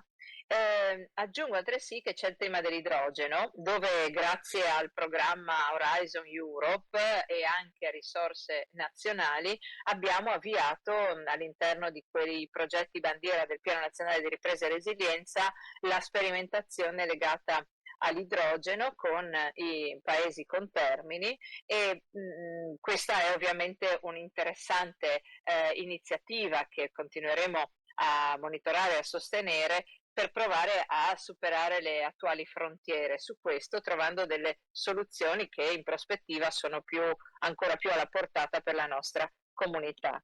È un momento quindi questo di grande interesse per noi, non posso sottacere l'impegno sulle comunità energetiche regionali, però dal punto di vista finanziario, come avete sicuramente già colto, senza che io entri troppo nel dettaglio, questo è un impegno notevole, ma l'impegno notevole sono certa che si tradurrà anche in un effetto leva importante a livello sia privato che pubblico sulle scelte che abbiamo intrapreso.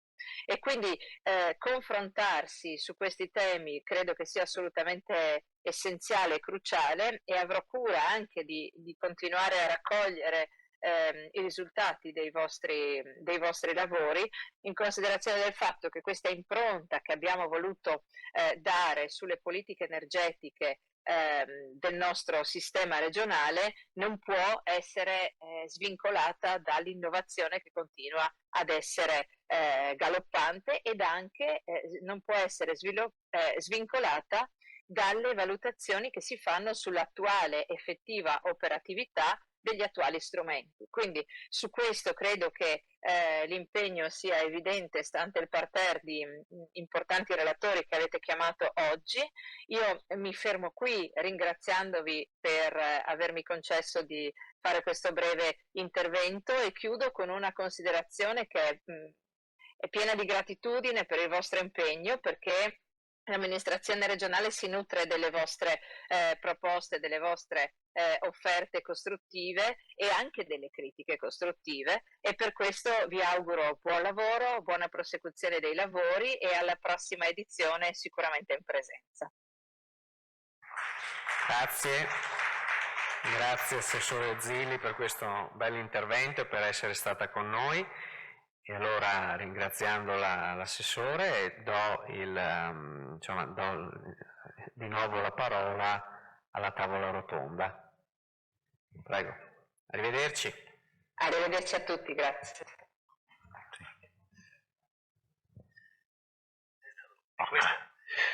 Buongiorno, sono Matteo Mazzolini dell'Agenzia per l'Energia del Friuli Venezia Giulia.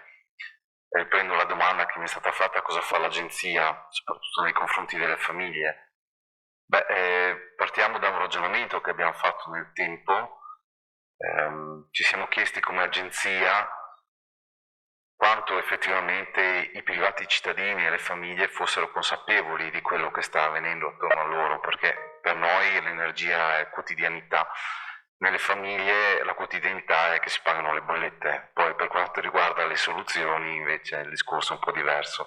Quindi l'idea dell'Agenzia era anche di offrire un canale informativo alle famiglie e ai cittadini che potesse essere alternativo a quello, diciamo, degli investimenti da realizzare, dove l'informazione, come deve essere, è di natura prevalentemente commerciale.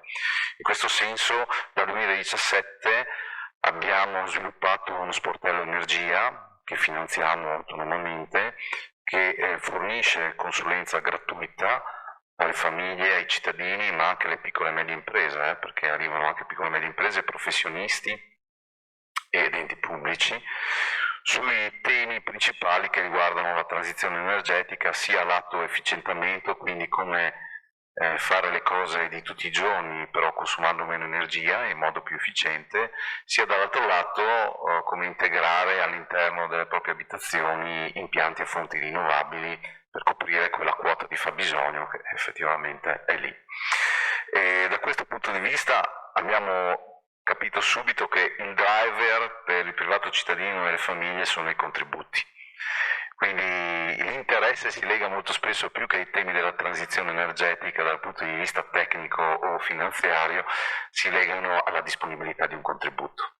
E da questo punto di vista devo dire che questi sono anni abbastanza felici, come diceva anche l'assessore Zilli, contributi ce n'è, questo è fuori discussione, certe volte sono un po' distorsivi del mercato se non vengono gestiti nella maniera giusta, nel senso che hanno portato anche ad aumenti di prezzo, talvolta ingiustificati, però è indubbio che questo traina l'interesse delle famiglie e in questo senso c'è molta richiesta.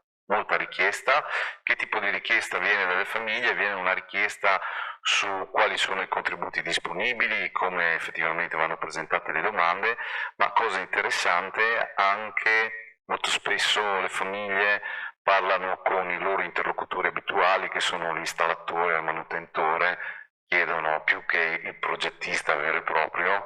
Anche in questo senso come agenzia abbiamo cercato di fare un po' di educazione energetica, cioè l'importanza di una giusta diagnosi prima di passare agli investimenti è fondamentale, però prendiamo anche atto di quella che è la realtà, no? Poi è molto più semplice quando il manutentore della caldaia a gas chiedergli quest'anno ho speso tantissimo di gas, cosa posso fare il prossimo anno per spendere di meno? Il manutentore mica si tira indietro, non gli suggerisce cosa fare logicamente.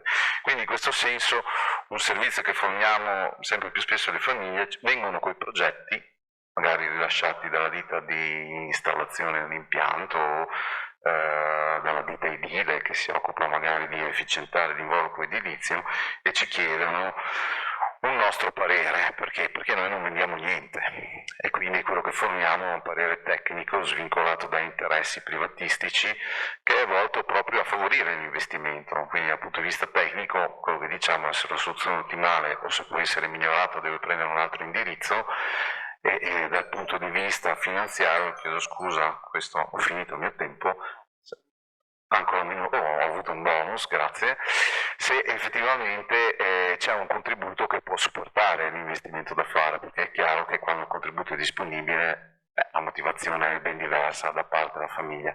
Altra cosa che abbiamo fatto come agenzia con il supporto del Ministero, in questo caso della Rete Nazionale delle Agenzie per l'Energia, siamo sportello per la promozione delle comunità energetiche rinnovabili. L'interesse è cresciuto anche perché il quadro normativo va definendosi sempre meglio.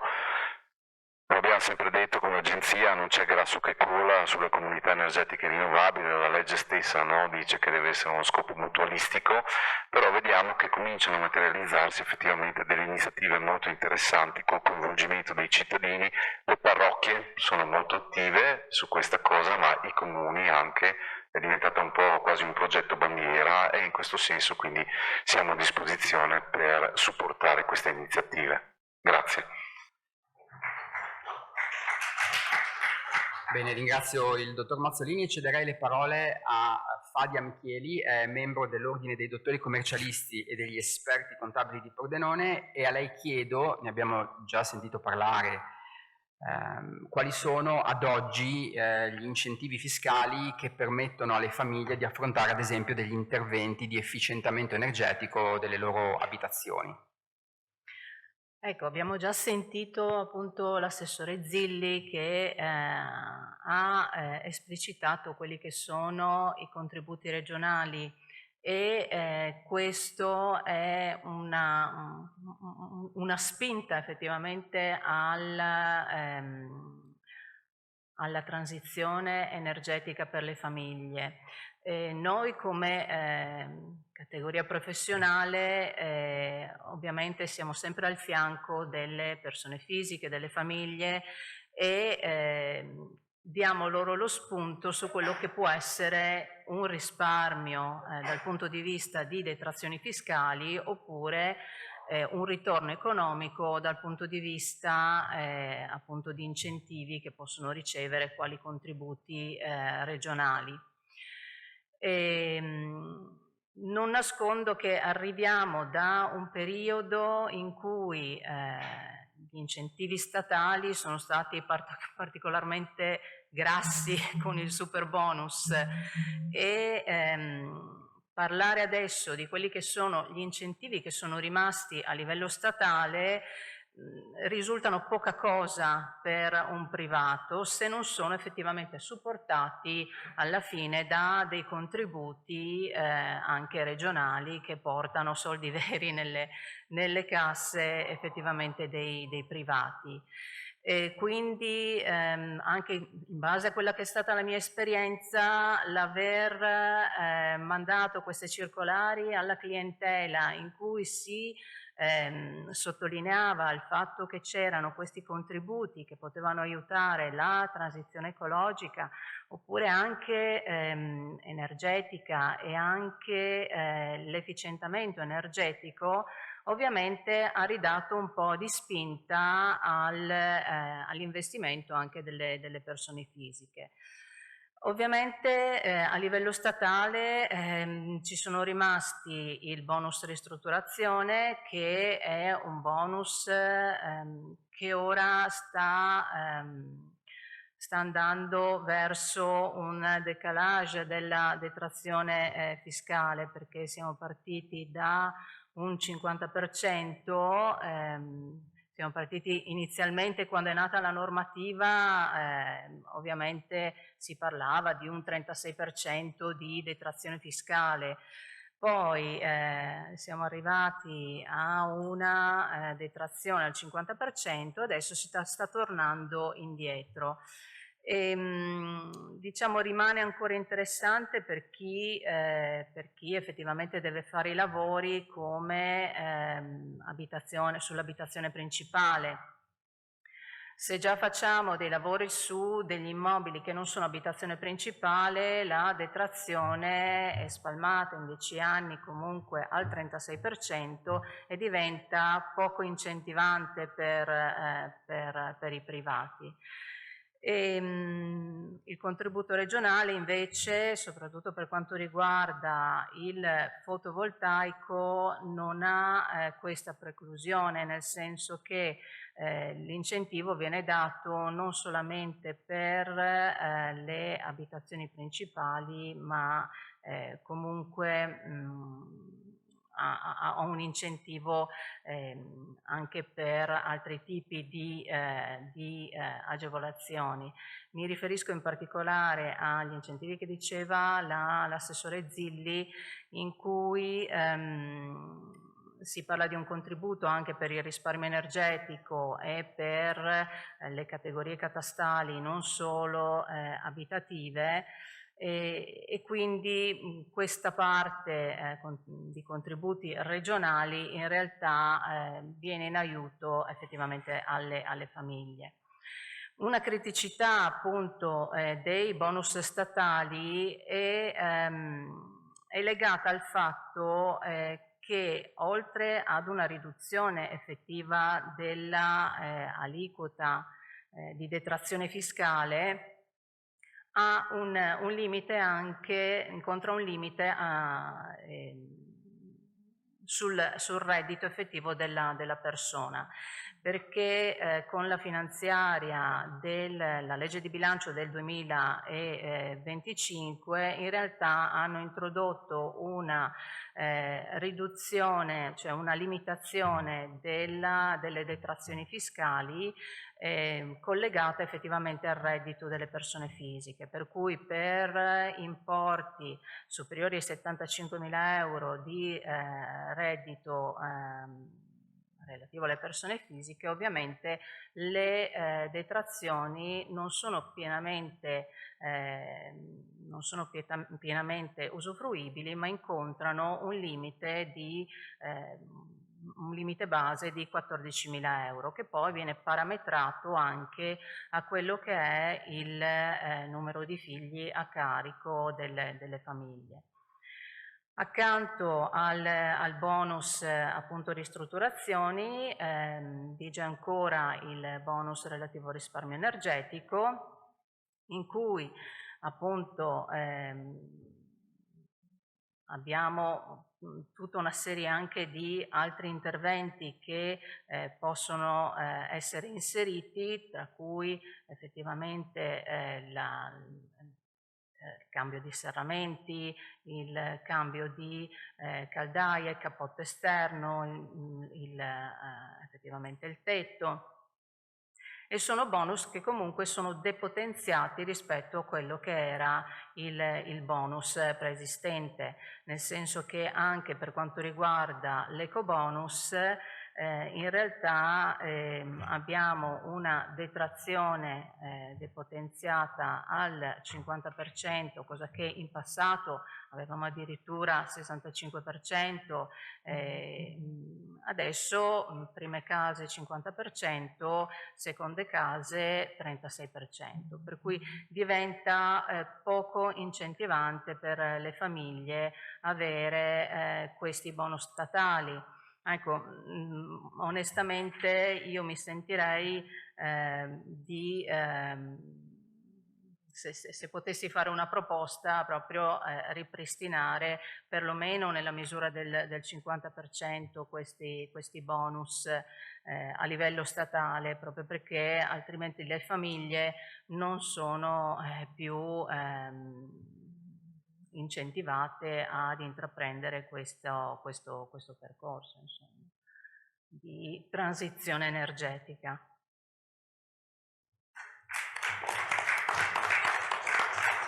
Bene, io ringrazio la dottoressa Michieri e passo la parola a Graziano Tilatti, che è membro del Consiglio Nazionale dell'Economia e del Lavoro, presidente di Confartigianato Imprese del Friuli Venezia Giulia e imprenditore nel settore edile. E grazie ai suoi molteplici incarichi credo ci possa offrire sia un punto di vista di sistema sulla transizione energetica, ma anche darci il punto di vista di chi realizza poi questi interventi sul campo. Prego. Grazie per l'invito, grazie all'Università per aver messo sul campo un luogo dove tutti assieme si possa ragionare su questi temi. Bene, io posso dire che sono anche fortunato, nel senso che oggi sto vivendo l'esperienza del CNEL e arrivo in un momento in cui da questa regione ho potuto e posso dare un contributo per quanto riguarda la declinazione dei temi oggi del piano energetico abbinato al nuovo piano casa che si sta affrontando.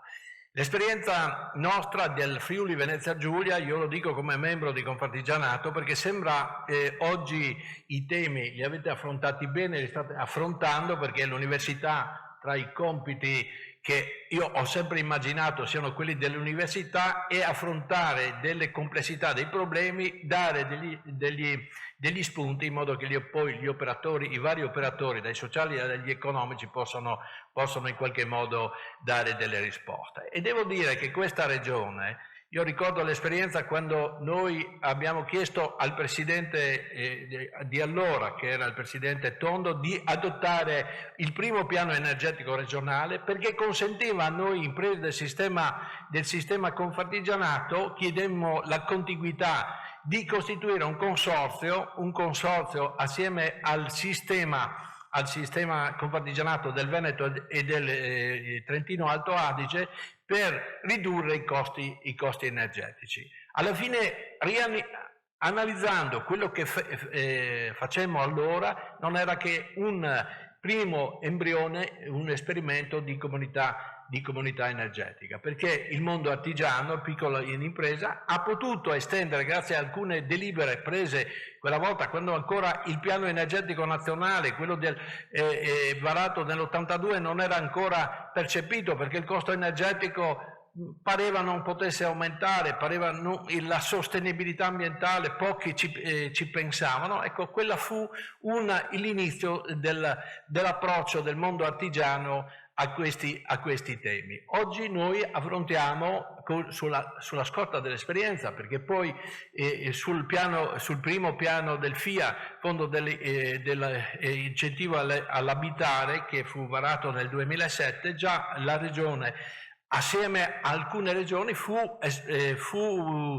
pilota, cioè abbiamo fatto tutti assieme, perché poi gli operatori abbiamo fatto un grosso esperimento, abbiamo adottato nel piano di edilizia, che doveva avere come obiettivo il recupero e la rigenerazione dell'ambiente, abbiamo adottato anche all'epoca, nel 2012 parlo, e i primi esperimenti partirono, anche una rigenerazione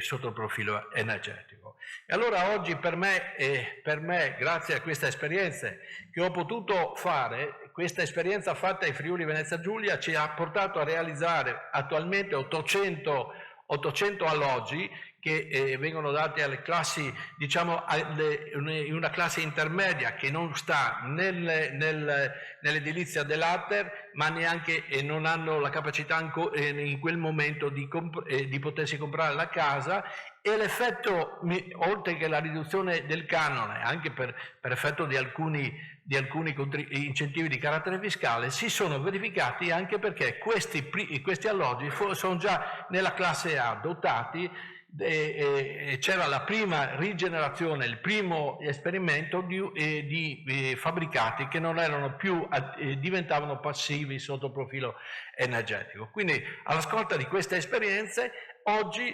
affrontiamo questo tema su delega del Parlamento e del Governo in particolare, come adattare il nuovo piano dell'edilizia nazionale alla transizione energetica. E credo che per me, lì abbiamo illustri i vostri colleghi di tante università d'Italia, ma anche illustri operatori, cioè i tre canoni, cioè i principi fondamentali sono come affrontare questa transizione energetica adattata al piano piano casa nazionale, e quindi come motore di protezione e tutela ambientale, come motore di sviluppo tecnologico ed economico e come motore di sostenibilità sociale, cioè nel senso che quelli che occuperà ridare un po' di potere, di riduzione di costi nella gestione di queste case, perché queste case sono e saranno dotate diciamo di tecnologia che ridurranno le bollette, ed è un ulteriore tentativo di ridare fiato alla famiglia, fiato dal potere d'acquisto di delle famiglie. E poi elemento non trascurabile, perché poi io ripercorrevo l'esperienza fatta qui in Friuli Venezia Giulia, quello di ricreare un'attenzione, dire che tutti assieme possiamo essere, ciascuno per la sua parte, possiamo essere i motori di sviluppo e di coesione sociale. Cioè nel senso che, ricordo bene il primo tema che fu affrontato, è qual è la forma di energia rinnovabile la migliore. E uno dei vostri colleghi all'epoca, che era un esperto, che poi divenne uno dei massimi dirigenti dell'Enel, disse: la forma di energia rinnovabile più sostenibile è il risparmio. E quindi mi riprendo a quello che diceva Mazzolini, che qualche volta prima di fare degli investimenti è necessario capire le necessità e capire lo stato dell'arte sia della casa che del laboratorio o della grande fabbrica. Ed ecco, allora su questa abbiamo capito che andavamo alla riscoperta di alcuni antichi valori che c'erano qua, perché io poi, tornando in Friuli, ascoltando questo, andavo a vedere che cosa era successo negli anni, come si era sviluppata l'energia elettrica, che era la forma di energia la primordiale che avevamo, no? E vai a scoprire che ci sono tantissime realtà di cointeressenze, di gente che si metteva assieme, che creava sulla piccola roggia, creava la piccola centrale idroelettrica. Non parliamo poi delle esperienze della Carnia, meravigliose sotto il profilo della gestione di una necessità in comune. Quindi questo per me credo che sia uno dei più grandi temi che poi lega anche la finanza, che lega la finanza anche, che ha delle dotazioni che non solo il pubblico deve sostenere per abbattere i costi di questa transizione, ma anche chi vuole investire può investire anche in questi bond sulla transizione energetica, anche rinunciando a parte del corrispettivo che può derivare da questi bond. Allora qui veramente io ho accettato volentieri e vado volentieri a queste riunioni, portando il nostro contributo di piccoli operatori economici, che poi questi progetti li ascoltiamo, sappiamo anche calarli a terra. E poi, non ultimo, un problema grosso, e questo non so se l'università o chi potrà dare una risposta. Per favorire questa transizione energetica noi siamo in carenza di circa 1 milione attualmente di risorse umane capaci di trasformare quelle progettualità che oggi ho sentito qua poi in fatti concreti, perché poi alla fine tutta questa tecnologia tu la porti nelle case, ma ci deve essere sempre qualcuno che sa non solo installarle, ma sa anche poi fare la manutenzione. E questo è un altro grosso tema legato alla demografia, che le soluzioni non so quali possano possano essere. Certo che io credo far figli qualcuno, adesso non so se si può dire, un mio vecchio artigiano pieno di buon senso, dice, commentando una battuta che aveva sentito in televisione, dice: ma Presidente, ma qui si parla di inverno demografico. Allora io presumo, dice, che dovrei dirla in friulano, ma la dico in italiano, che dopo l'inverno ci sia la primavera, ma in giro io non vedo pance che garantiscano la primavera, quindi per me siamo nell'era glaciale della demografia. No, ecco, questo poi dice qualche cosa, ecco, anche lo studio che stiamo facendo, il compito che ci è stato affidato al CNAEL, proprio di tentare di vedere anche come aspetto sociale, di ridare, in questi contesti di transizione, ridare una dignità alle famiglie, la possibilità di tornare a guardare alla genitorialità in modo tranquillo. E sempre riprendendomi questo uomo pieno di buonsenso, dice: guarda, alla fine una volta si diceva legale un frutta, le anche un pagnotto, cioè che il figlio, una nascita non crea difficoltà alla famiglia, ma crea anche delle opportunità, e i figli giovani sono un'opportunità. Grazie. Grazie. E visto che stiamo cominciando proprio a parlare di famiglia, chiedo il punto di vista delle famiglie all'avvocato Barbara Puschiasis, che è anche presidente dell'Associazione Consumatori Attivi, e quindi magari ci può dire anche qual è il ruolo poi delle associazioni dei consumatori nell'aiuto della transizione energetica per le famiglie.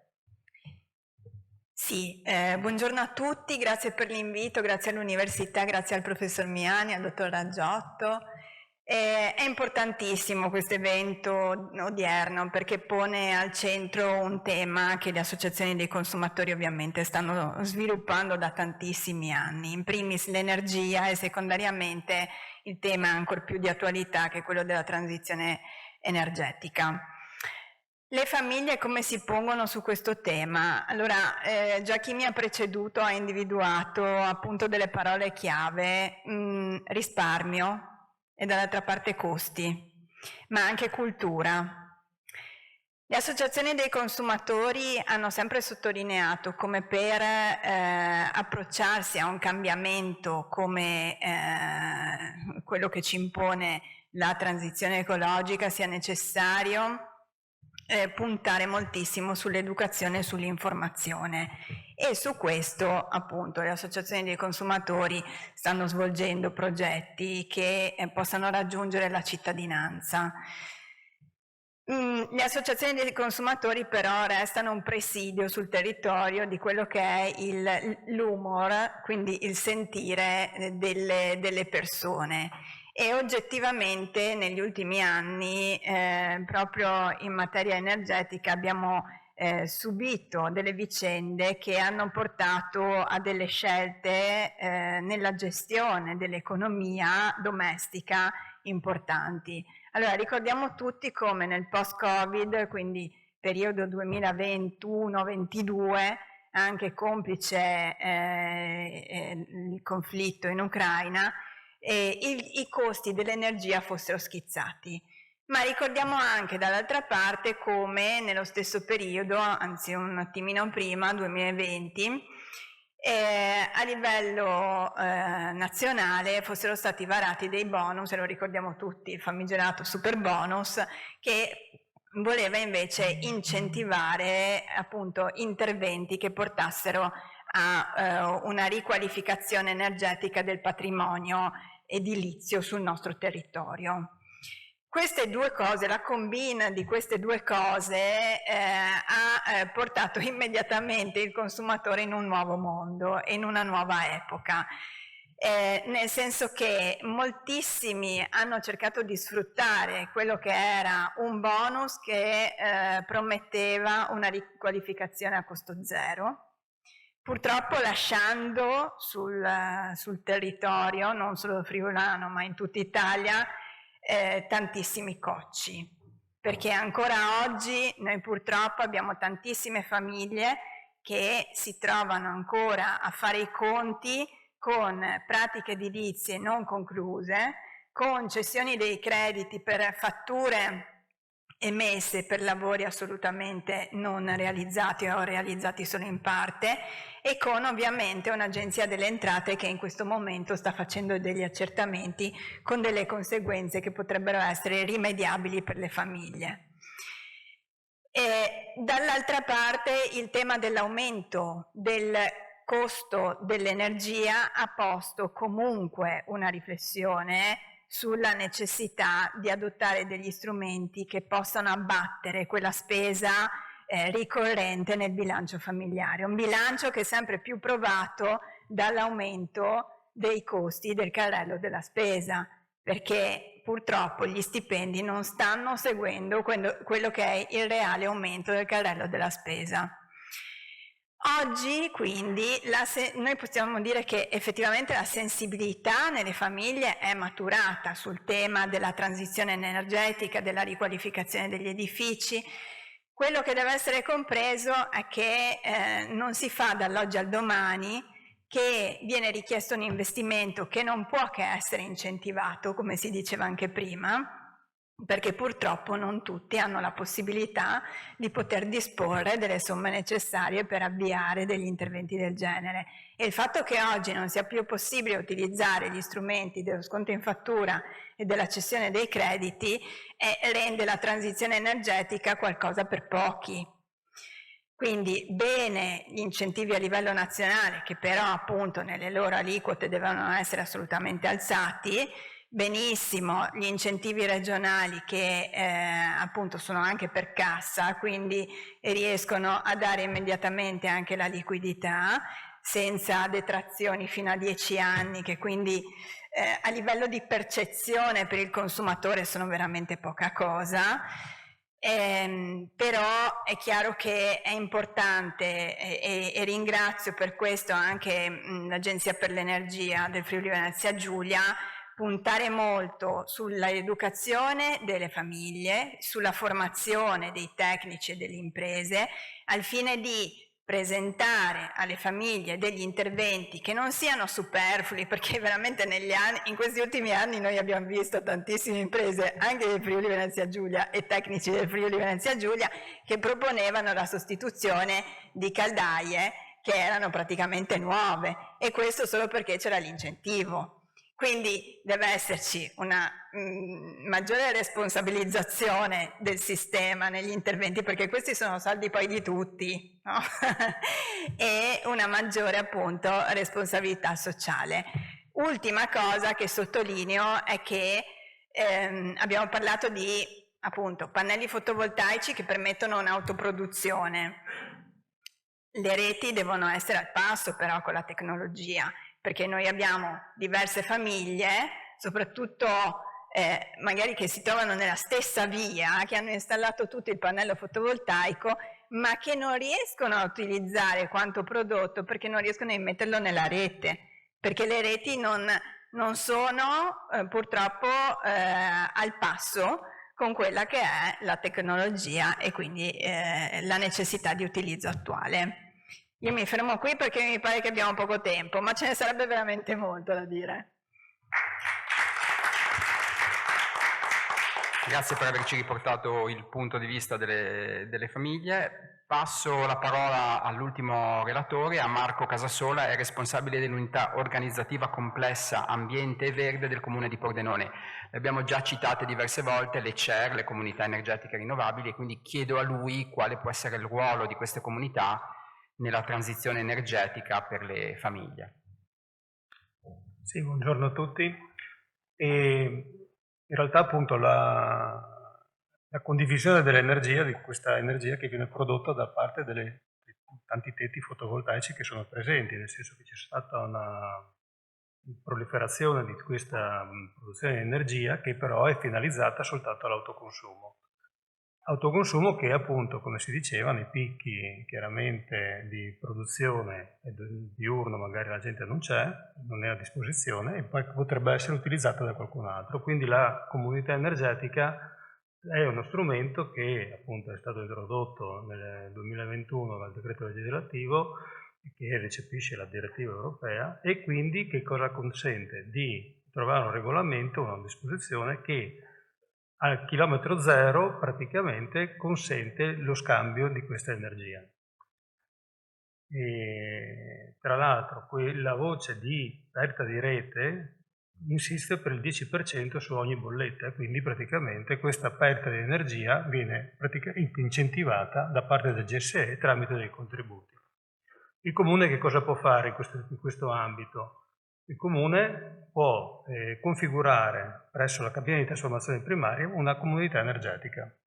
Chiaramente, siccome siamo un ente locale, dobbiamo fare un percorso per il quale dobbiamo andare a configurare con una forma giuridica adeguata, in modo tale che ci possa essere un fondo mutualistico, chiaramente, perché il Comune deve erogare servizi alla collettività, e quindi praticamente bisogna individuare, uno, la forma giuridica, e due, il meccanismo per il quale di individuazione del soggetto del partner aggregatore, che praticamente mi dà la possibilità di costituire questa comunità energetica.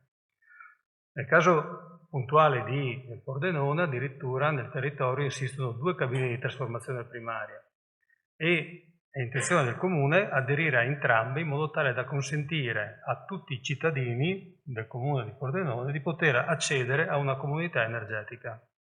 Questo meccanismo che cosa consente? Consente di, da una parte, anche con un profilo di solo consumatore, condividere l'energia che viene prodotta da altri che sono all'interno della propria cabina di trasformazione primaria, e dall'altra parte ricevere 2 forme di contributo, una diretta che viene fatta tramite il soggetto aggregatore con i fondi del GSE, e il soggetto aggregatore, siccome abbiamo trovato una forma mutualistica, eroga un ulteriore incentivo finalizzato a vantaggi sociali. Quindi ci sono queste forme di incentivazione che vengono utilizzando dei fondi che sono nazionali e a vantaggio di nuovo dei cittadini. Di quanto stiamo parlando? Stiamo parlando di importi che sono, se vogliamo, anche modesti. Stiamo parlando per un 3 kW di potenza di 80 euro all'anno, stiamo parlando di questi ordini di grandezza, non stiamo parlando di dimensioni colossali. Tuttavia è uno strumento che viene messo a disposizione del cittadino in modo tale che possa aderire in maniera molto banale, tant'è vero che viene sponsorizzato nel sito del GSE e nel sito poi dei vari soggetti che propongono queste comunità energetiche, la semplicità nell'adesione a una comunità energetica. Banalmente non bisogna cambiare il gestore il fornitore di energia elettrica, per cui rimane tutto quanto invariato. E si tratta solo di aderire a uno statuto che viene prefigurato, ad esempio ci sarà un regolamento, e quindi praticamente avere una serie di benefici che derivano dal fatto della condivisione dell'energia. E intanto poi c'è anche l'aspetto culturale, che non è secondario, che praticamente entriamo in una visione di condivisione dell'energia prodotta, nel senso che quello che sto producendo non è semplicemente l'emissione in rete, che è valorizzato, forse sì, forse no, dipende poi dai contratti che uno ha a disposizione, però dall'altra parte è che venga resa pubblica, venga resa disponibile a chilometro zero per altri utilizzi. Faccio il caso che ho seguito direttamente, nel caso del comune di Lignano Sabbiadoro, veramente una serie di tetti fotovoltaici presenti che sono stati poi finanziati in larga parte con contributi, come abbiamo sentito, sia nazionali che regionali, e con evidentemente una presenza giornaliera in casa nulla, perché chiaramente il tetto produce ma non c'è nessuno che può autoconsumare la propria energia, e dall'altra parte invece avere tutta una serie di strutture, con alberghiere, ristoratrici e supermercati, con tutte quante le loro strutture praticamente, che potevano utilizzare direttamente l'energia prodotta in loco. E quindi quello lì è un esempio virtuoso di utilizzo dell'energia che veniva praticamente utilizzata a chilometro zero. Grazie per l'intervento molto attuale sulle comunità. Visto allora, io ringrazierei tutti i relatori per il confronto che è stato molto interessante. Abbiamo visto che anche le famiglie sono un attore, visti i loro consumi, della transizione energetica, e anche per le famiglie il quadro è abbastanza articolato. Mi permetto di sottolineare anche il ruolo educativo che ha una famiglia, cioè noi in primis dobbiamo trasmettere consapevolezza energetica ai nostri figli e questo permetterà alla transizione poi di continuare. Grazie a tutti per il vostro contributo.